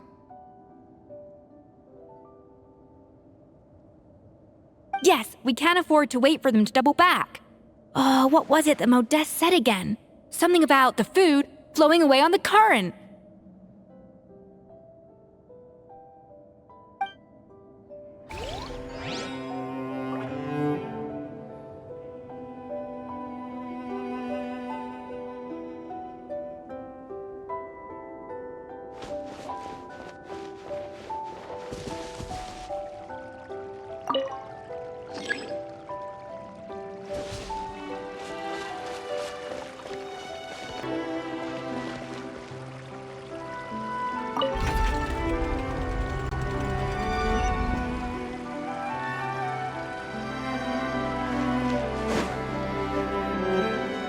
The tracks turned back again. Ugh, so annoying.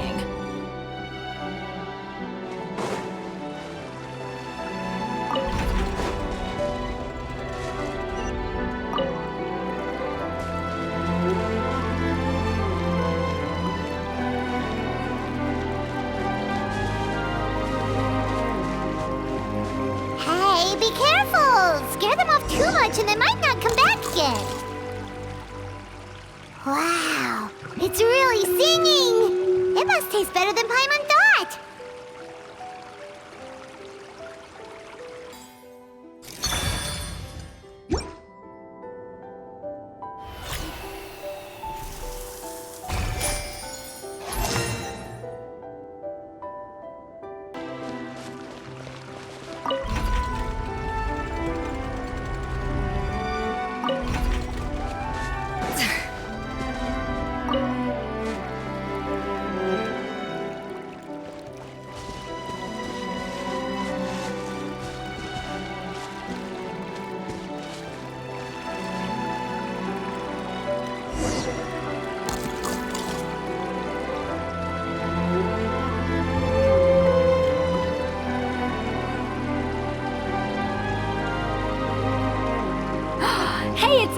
again!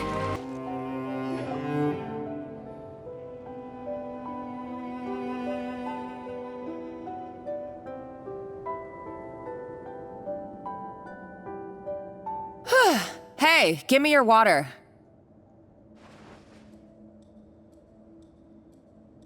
Here.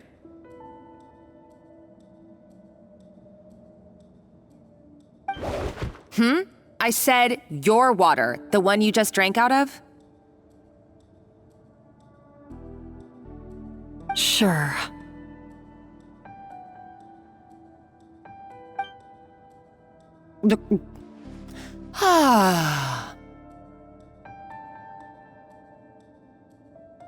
All those years slaving away under Escoffier, and then you.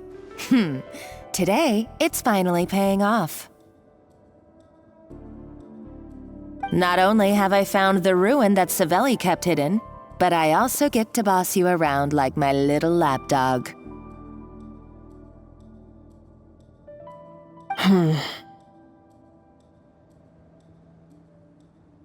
Hey, go scout ahead for me. If we need to do any more blast tunneling, I want to know where to lay the explosives.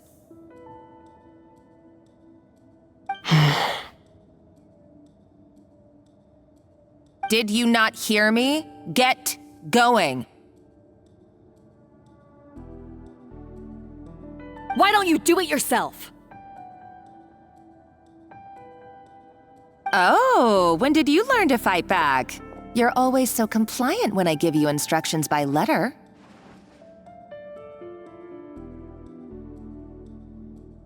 That's because you threatened to expose me for the Lumiline incident. I swear, if I'd known what you were planning, I'd never have... Ha! Don't be so self-righteous. Admit it, you've always been jealous of Escoffier. That's why you lapped up everything I told you. You were terrified of her finding out about your part in the Lumiline incident, and you resented the way her reputation hung over you.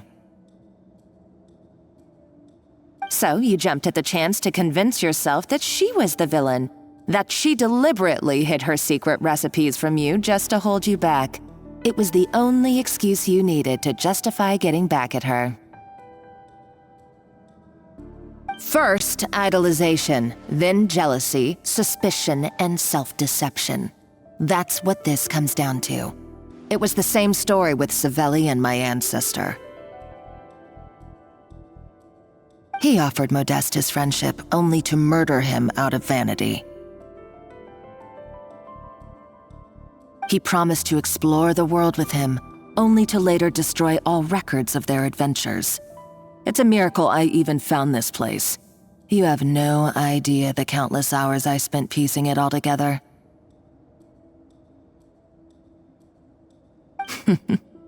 So you see, you're no better than Savelli. If you can't beat him, betray him, right? I am no Savelli, nor will I ever be. Oh, put a lid on it. You really think you can absolve yourself of your vindictive and jealous behavior now? Just because you finally realize that Escoffier never kept any secrets from you? You didn't show any remorse when she left, or in the cooking contest. Why start now? You have no right to redemption.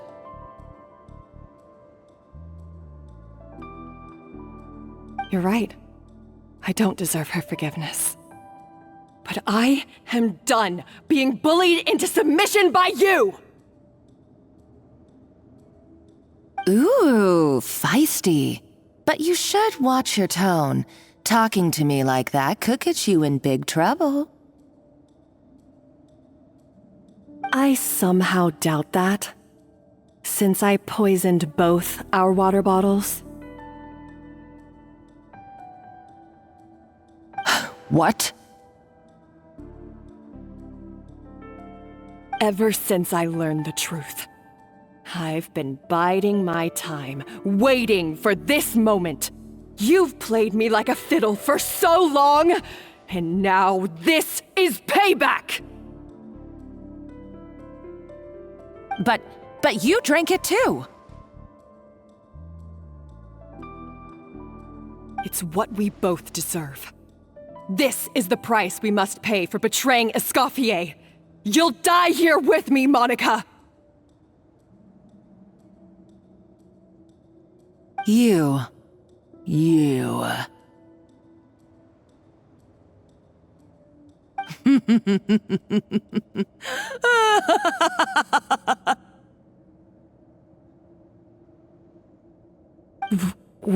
What's so funny?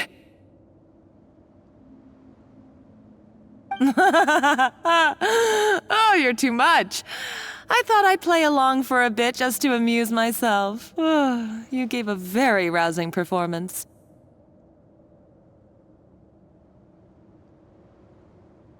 I saw your dumb plan a mile off. There's no poison in these bottles, just clean, fresh water. No. Revenge is a dish best served cold, you know. Did you really think your half-baked plot would fool me?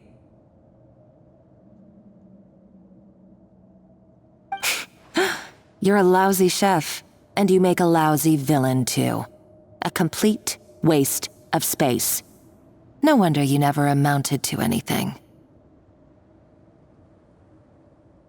Everything I ever did was a failure.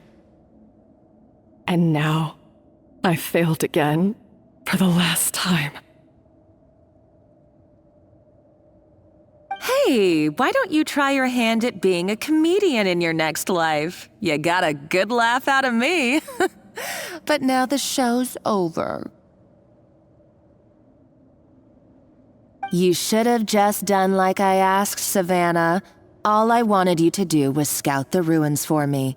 But you had your chance, and now it's time to say goodbye. Stop right there! Let her go, Monica! We've got you surrounded! Escoffier?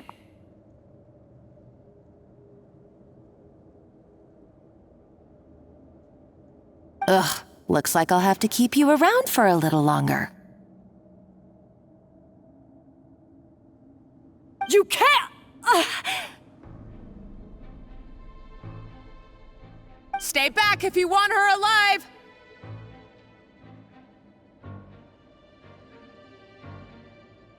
Escoffier and the Traveler. I can't take you both on in combat, but if you so much as flinch, I can end Savannah's life in a heartbeat. Monica, what are you hoping to achieve by this? You're about to commit murder, and for what? A recipe? A recipe? You chefs are all blinded by your myopic focus on kitchen affairs. Well, some of us actually have bigger fish to fry. Modeste had a secret. The truth behind his so-called genius, the je ne sais quoi factor in his Hotel Debord, and it's right here in these ruins. Are you serious? You're here because of a Hotel Debord obsession? You've gone completely mad! I couldn't care less about the cake itself. No, the real treasure is the secret ingredient that Modeste sourced from these ruins. He and Savelli were fools. A priceless treasure of Remoria in the palms of their hands, and they thought, ooh, this would go great in our cake mix. We're talking about a powerful stimulant that also sharpens the senses. That's no cooking ingredient. It's a groundbreaking drug.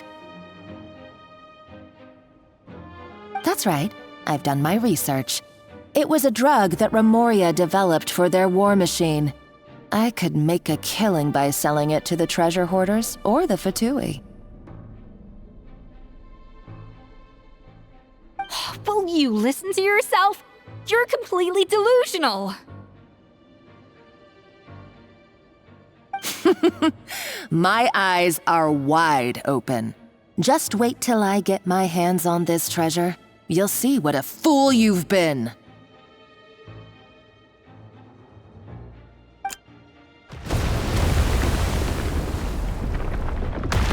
Wait, what's that sound?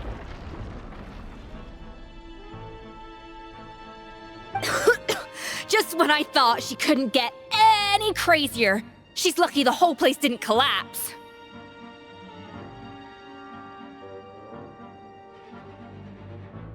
Uh-oh, Savannah's gone too! Monica must have taken her. Oh, what a coward. She's only taken her hostage because she knows that she's no match for you.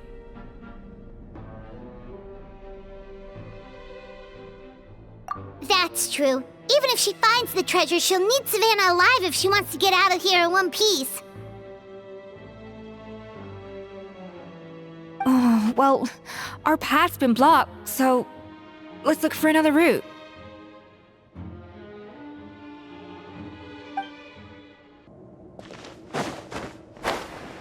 The water looks pretty deep here. Maybe it leads somewhere.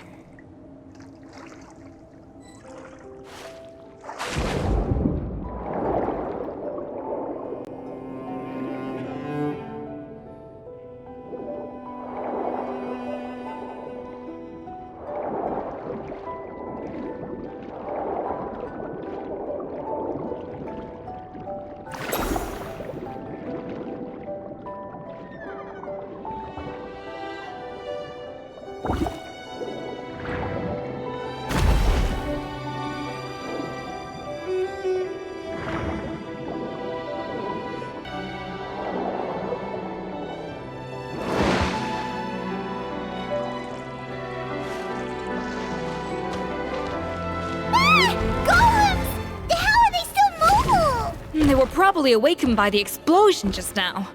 Alright, Knife Skills 101. Time for some rough chopping.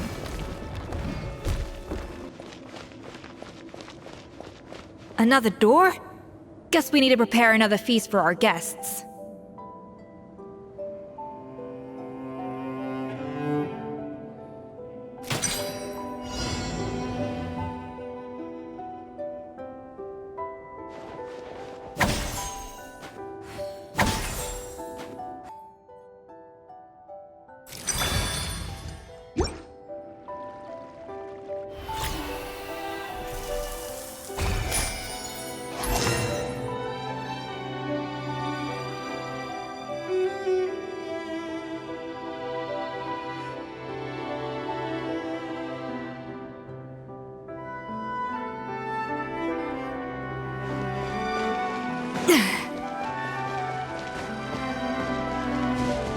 Hey, be careful! Scare them off too much and they might not come back again.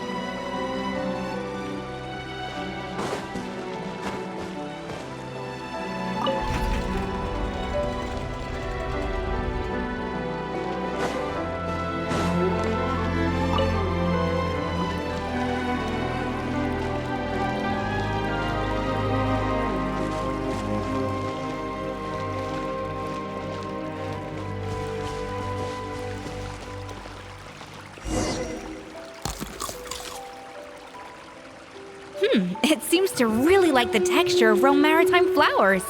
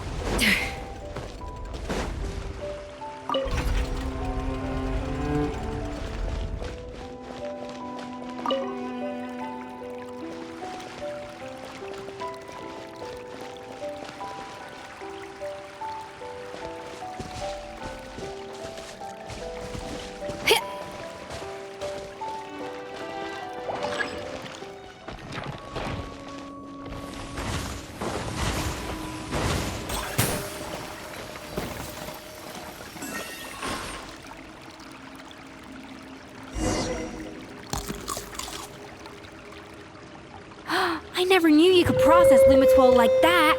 Alright, I've got to jot this down. Lumitwols and maritime flowers. This could open the door to a whole new world. Yep, that's literally the plan. Wait, hold on. Which door are you talking about?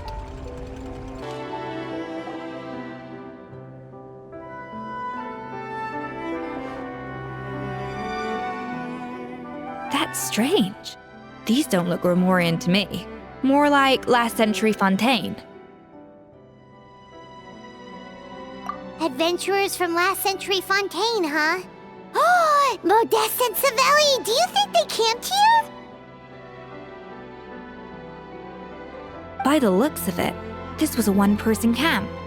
They had ventured together, but maybe one of them came back alone at a later date.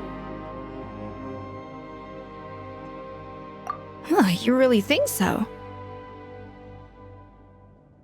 Trust our adventurers' instincts. We're pros at this stuff, just like you're a pro in the kitchen.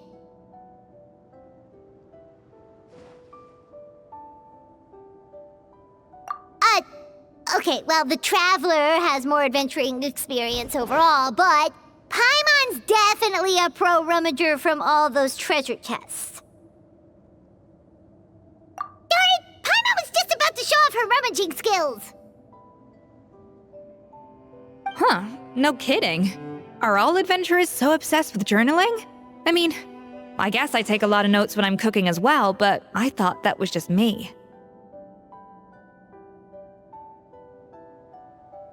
Anyway, let's find out who was here. It's been years since I've last visited these ruins.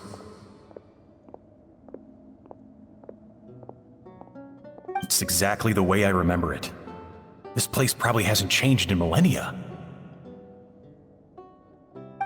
Sadly, up above, on dry land, everything has changed. The treasure of Grimoire. That's what we used to call it. Modeste was right about its potential. It turned Hotel Debord into a national sensation. Our limited stock of the substance meant that the gâteau could only be produced on a small scale. But this only drove up the popularity all the more. Modeste was right about that too. He predicted all of it. He was praised as a genius, while I, as the one person who'd ever disagreed with him, was labeled a talentless fool.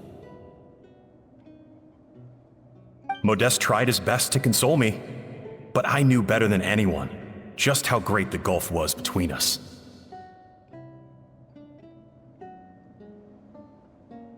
Our conversations grew scarce, and we saw less and less of each other. I didn't fight it. He had new friends and a career of his own. Why invite further disdain by inserting myself where I did not belong? I told myself that maybe one day, when I finally created a masterpiece of my own, I'd be able to face him without shame.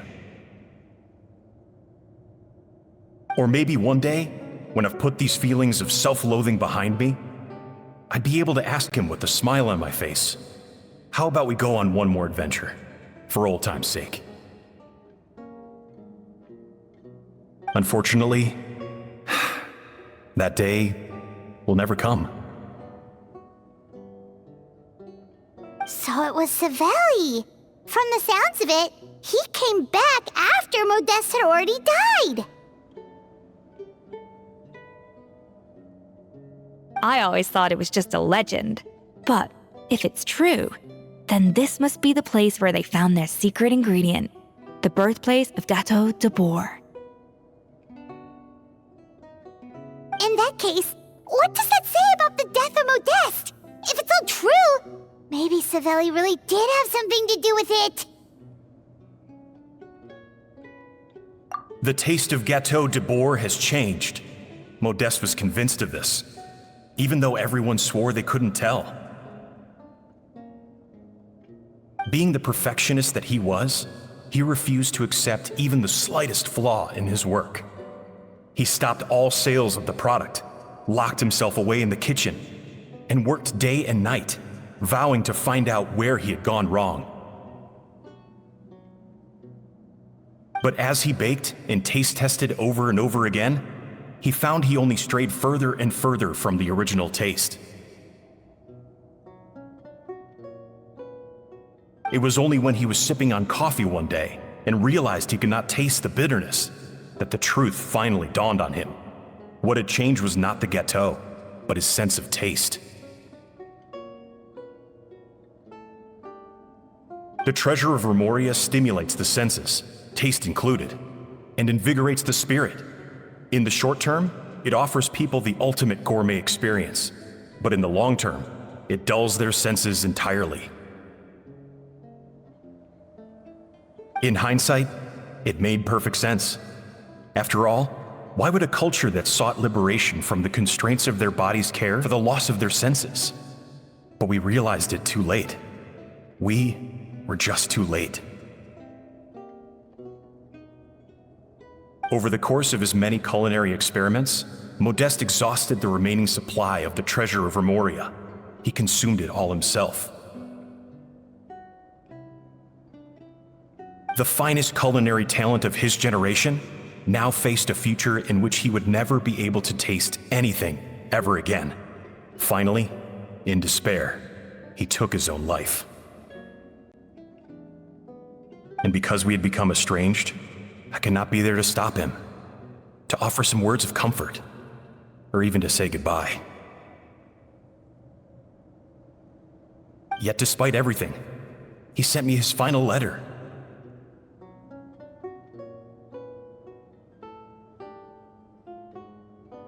The treasure of Remoria?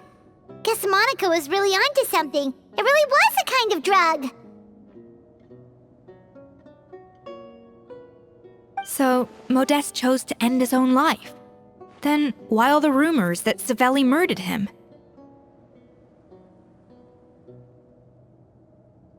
Also, neither the Codex nor any other contemporary records make any mention of the treasure of Remoria.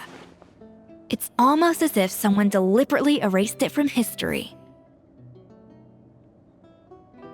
Modeste told me everything in his final letter. His was a tale of how even a genius could fail, and how much more devastating it is when it happens. Did he hope I would gain some personal catharsis from knowing the truth? Or maybe he wished for me to warn the public about the dangers of Hotel Debord, proving that I had been right all along. But if the public ever learned how Modeste's greatest triumph became his undoing, his fall from grace would be swift and merciless. 1 minute a genius, the next a joke. It would surely spell the end for his restaurant too. What would be his legacy then? How would future generations view everything we built together? I fear the scorn I have faced these last years would pale in comparison to the scorn shown to him by the history books. I cannot let that come to pass. I will do what I must to protect his name. It will mean tampering with his notes to remove the damning details, leaving mere fragments of our story behind. It may lead his family to suspect me of having a hand in his demise. But if that's the price of destroying all evidence of my crimes, then so be it. I would rather the world believe a tale of genius and jealousy than see his reputation in tatters. The final loose end is the evidence here, at the bottom of the sea.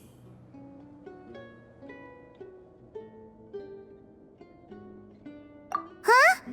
What's wrong? Didn't we say Savannah should be safe for now? So we thought, but if Monica finds out what happened to the treasure, there's no telling what she might do.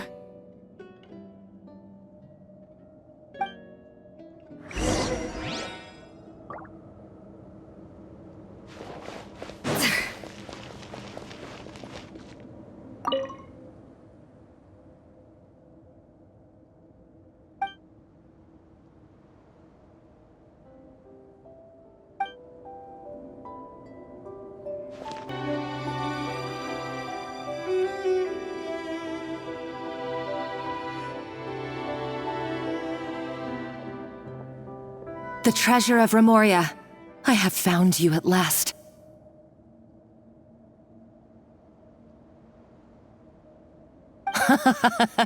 Savelli, you tried your best to bury the truth, but you underestimated the children of Modeste. Some fragments of his diary escaped your clutches, and we have held on to them for generations. But I have to thank you too, Savannah. Without your help retrieving the codex, and with it the last piece of the puzzle, I may never have found this place. But now, finally, the secret to Remoria's military might is within my grasp. The treasure of Remoria is mine!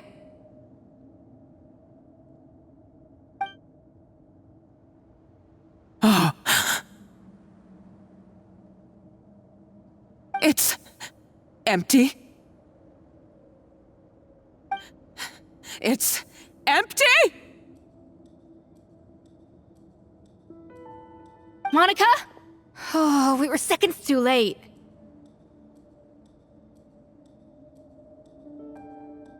Escoffier? What's the deal with that jar? Savelli's final act! He wanted to conceal the secret of the treasure forevermore and make sure it would never harm anyone again. So he came here after his friend's death and destroyed every last shred that remained.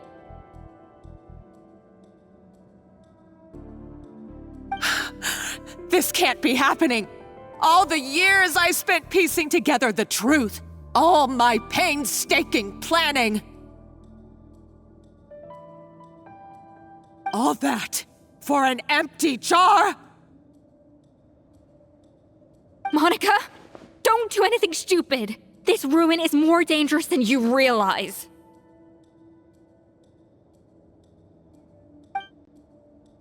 Oh, shut your pie hole!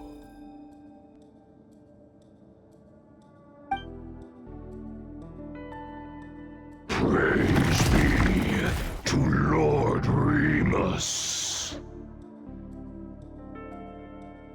You barbarian shall be slain.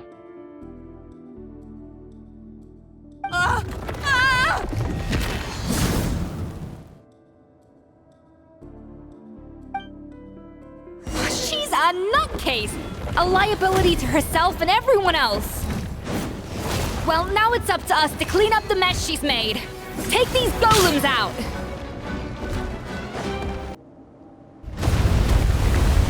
Ah! Why is this place still shaking?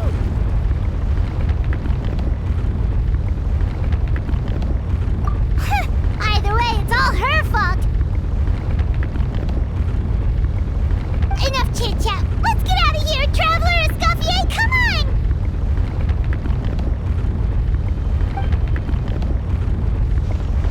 Okay, I'm coming.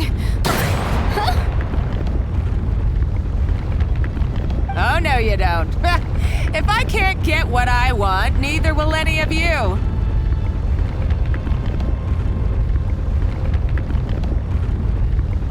I've got nothing to show for my life's work so far.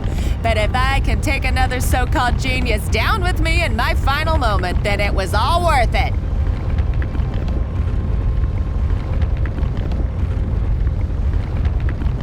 You're a psycho!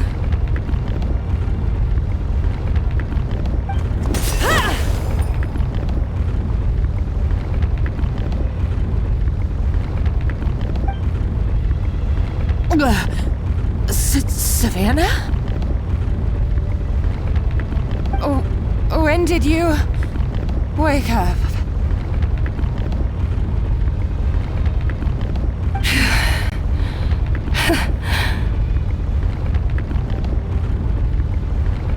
I may be a lousy chef, but it looks like I'm not a complete waste of space.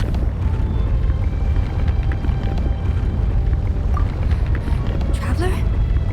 Okay, let's go!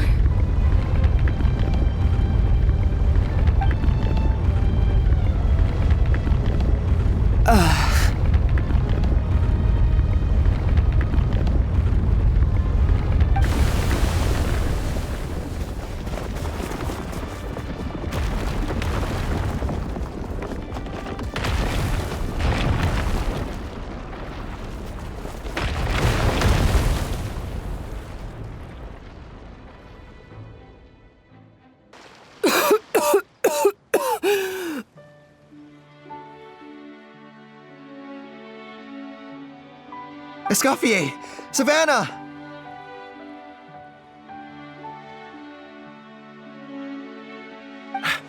Traveler! And Paimon! Venejem, what are you all doing here?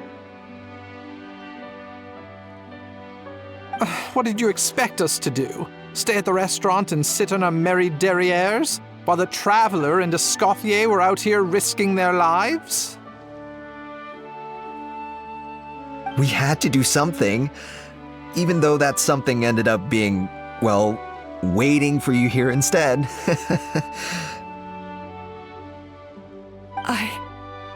I don't deserve any of you. And I certainly don't deserve to be your head chef. It was my fault Escoffier had to leave. Then I couldn't live up to her standards. I acted like a tyrant in the kitchen. And now I almost got myself killed. Come back, Escoffier. Come and be our head chef again. I'll never be able to replace you. Okay, so everything I said to you the day I left, it just went in one ear and out the other? Huh? Sorry, I was kinda in my own head at the time. All I could think about was the Lumiline situation.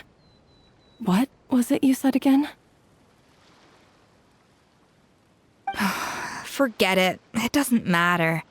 Anyway, I didn't leave this job because of you. And you're not nearly as awful a chef as you think. If you were that bad, why would all your staff show up here for you? Escoffier's right. Sure, you nitpick our work and get us to do things over a lot. But when it comes down to it, you're the one who's always doing whatever it takes to make sure the customers get served on time, every time. Things were pretty rough after Escoffier left, and Savannah's the only reason we've been able to make it through. Our customers know that Escoffier doesn't work for us anymore. But the fact is, they keep coming back. If that's not an endorsement of your work, I don't know what is. At the end of the day, we're all human, and we all make mistakes. All we can do is recognize where we get it wrong and do our best to improve. That's all that's humanly possible. No, I get what you're saying, but what I did to Firmin and to Escoffier, it's unforgivable. Well, about that, there's someone else here to see you, Chef.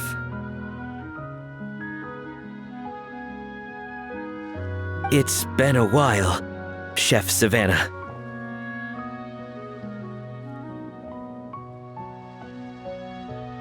Firmin?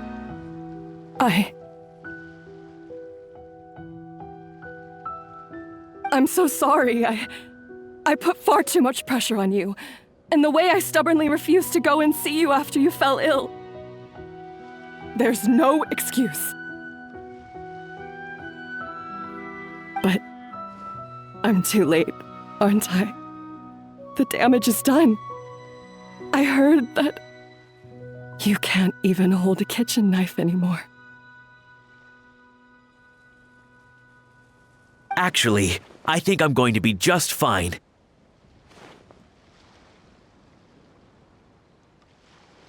Huh?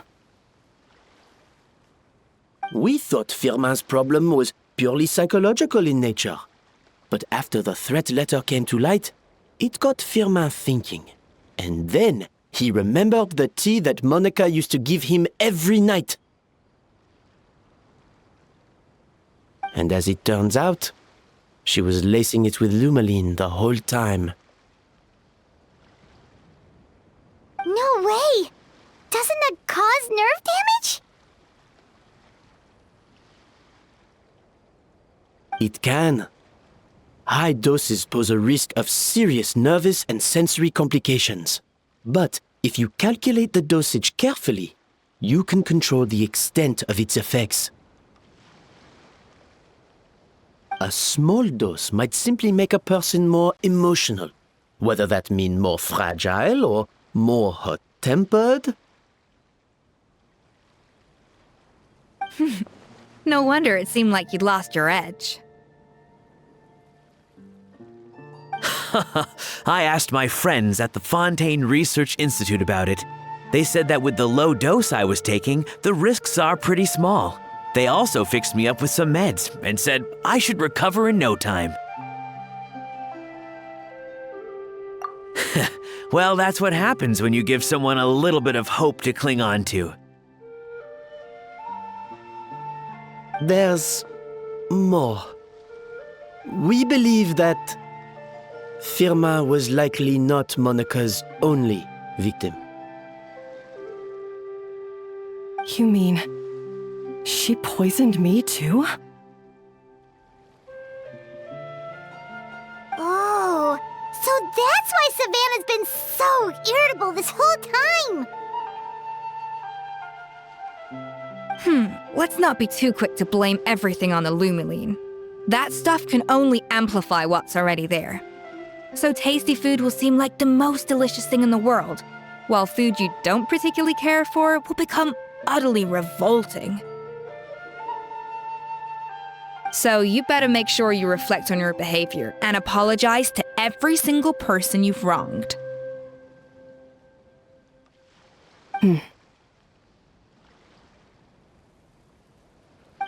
I will.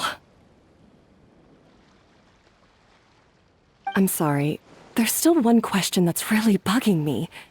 Why is it that no matter what I do, my Hotel Debord never tastes the same as yours? Is it just... is it because you're a genius and I'm not?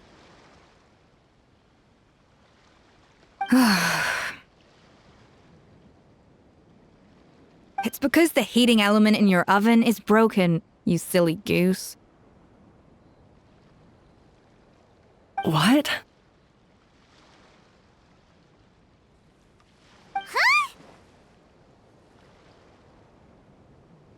I felt like something was off during the cooking contest. Once I got around to checking all the equipment, I noticed it right away. There was a half-degree discrepancy between the temperature setting and the actual temperature. All the ovens in the whole kitchen had the same problem, which confused me at the time, but by this point, it's pretty obvious that Monica must have tampered with them. I would have figured it out the day of the bake-off, since the issue affected both our teams. But of course, Monica sabotaged mine, so that could never happen. No.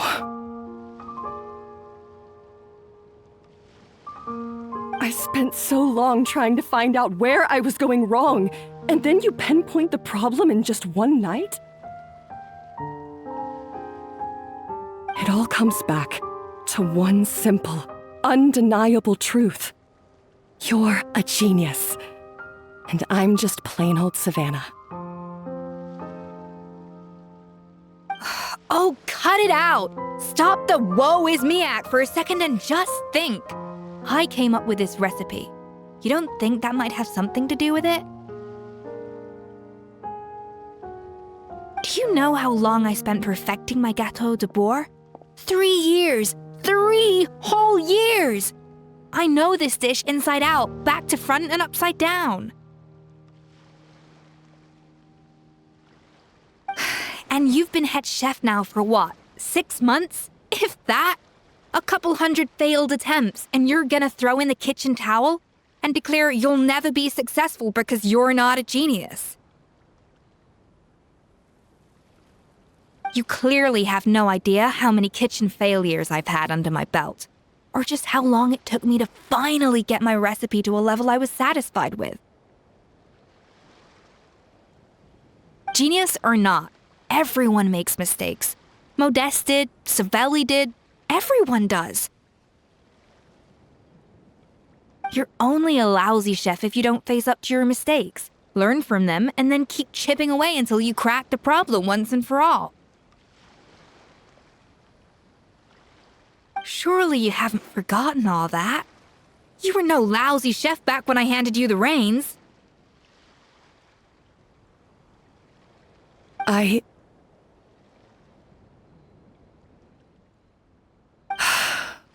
haven't forgotten, and I'll make sure I never do.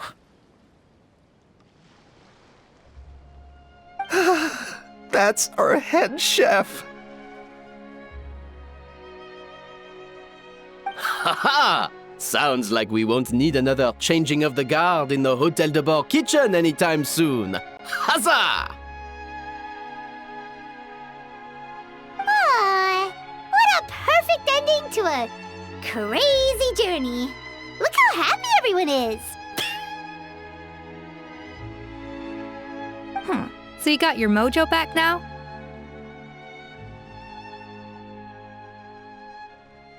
Yeah. Thanks to you, Escoffier. In fact, no. Thanks to all of you.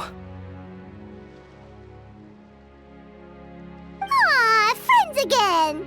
So nice to see them finally settle their beef.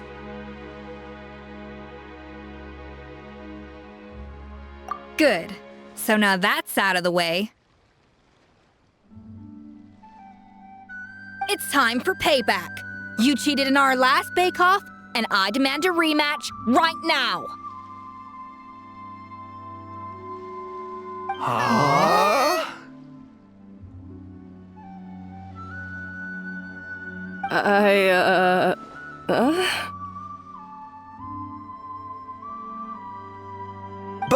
But that was mostly Monica's fault, wasn't it? Right, and also, does it have to be right now? Savannah's only just got her mojo back, and you barely escaped from a death trap. No excuses. This is a cooking contest between two top chefs, and nothing will stand in its way. So grab your spatula and get ready, because this rematch is happening today, right now, this instant! Hey, so, this whole time you were salty about losing?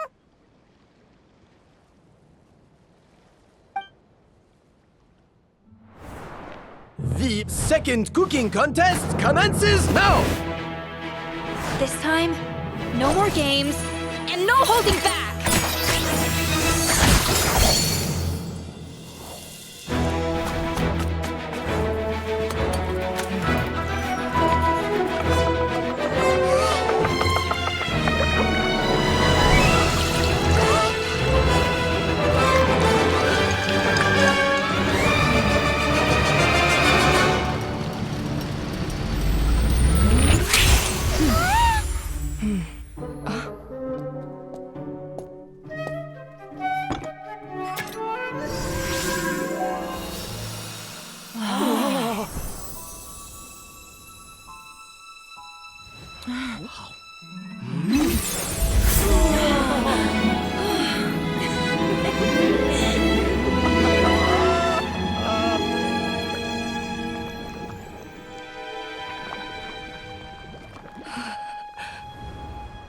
I feel like I don't have the right to be here. Hey, what are you so afraid of? You can't unbake it now. And if you don't serve it, then good or bad, you'll never find out how to improve. If you're too scared to fail, you'll never know what real success tastes like. So? Embrace your failure. Taste it. Digest it. That's the way to success. I don't know. Sounds like it's easier said than done. I'll do it.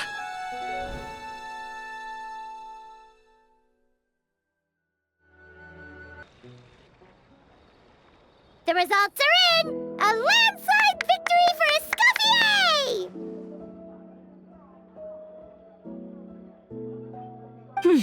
Quite rightly, too. Piece of cake.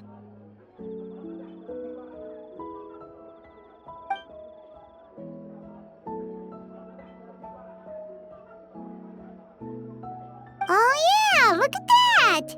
Savannah looks pretty chipper too, considering she lost.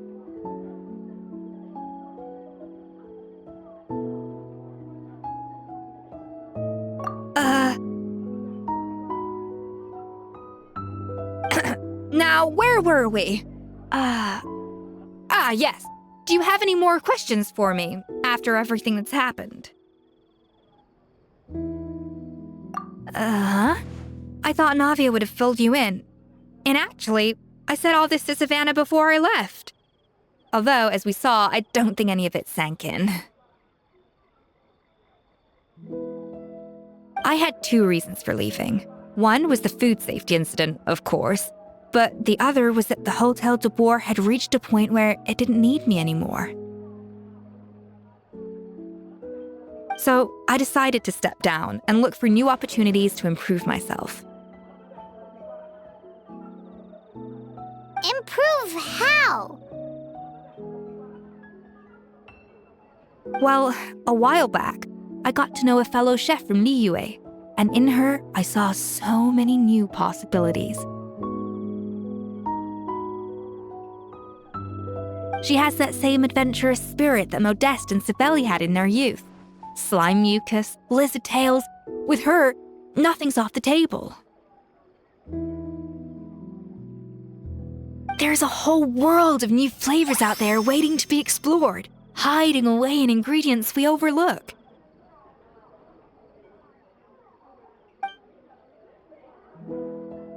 Case in point, remember those Romaritime flowers down in the ruins? I used them in the cooking contest just now. Did you taste the difference? What? Paimon didn't notice at all!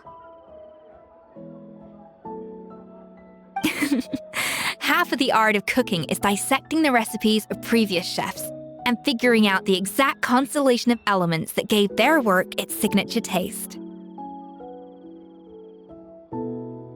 And the other half, it lies in freeing yourself from the confines of the kitchen. You've got to go out and explore the endless possibilities out there. Uh-oh. Paimon's suddenly not sure she wants to try your cooking anymore.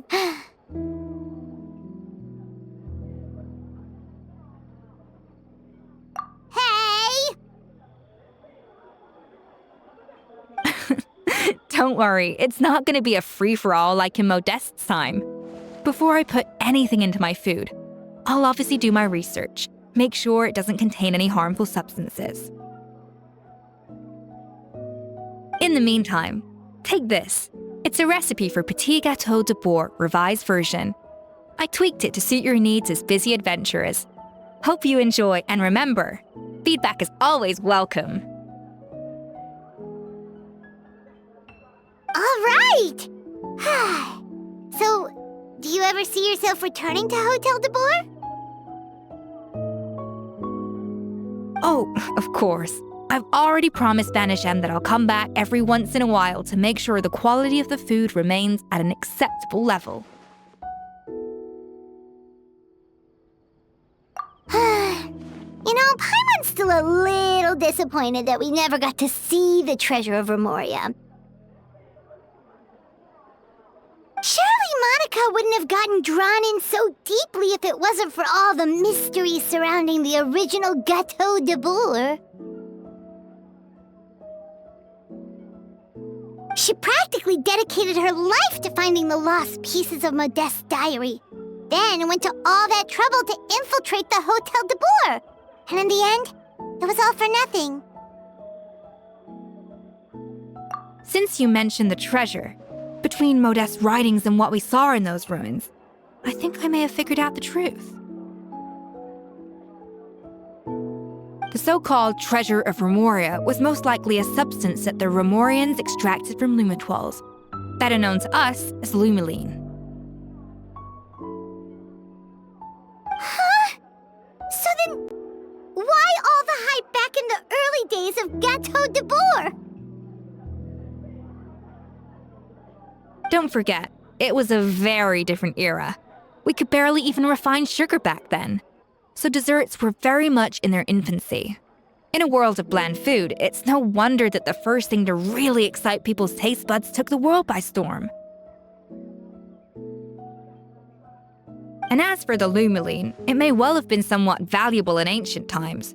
But these days, it's just another drug from the Fontaine Research Institute. Even if Savelli hadn't destroyed it all, I doubt it would be worth that much these days. So after all that, there was nothing in those ruins but worthless junk. Feels strange to say it, but Paimon almost feels sorry for Monica. She sacrificed it all only to get nothing in return.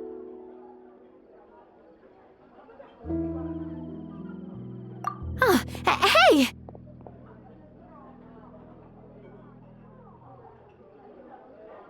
Huh? Navia? You just got back from that underwater ruin, right? Well, check it out. They ran a special issue. Did you see anything like this down there? Freshly unearthed from the ruins of Rumoria. A magnificent jar thought to be over 1,000 years old. Experts say it has immense artistic and historical value. It could be worth an absolute fortune. Wait, isn't that the jar they used to hold the treasure? If only it was still in one piece.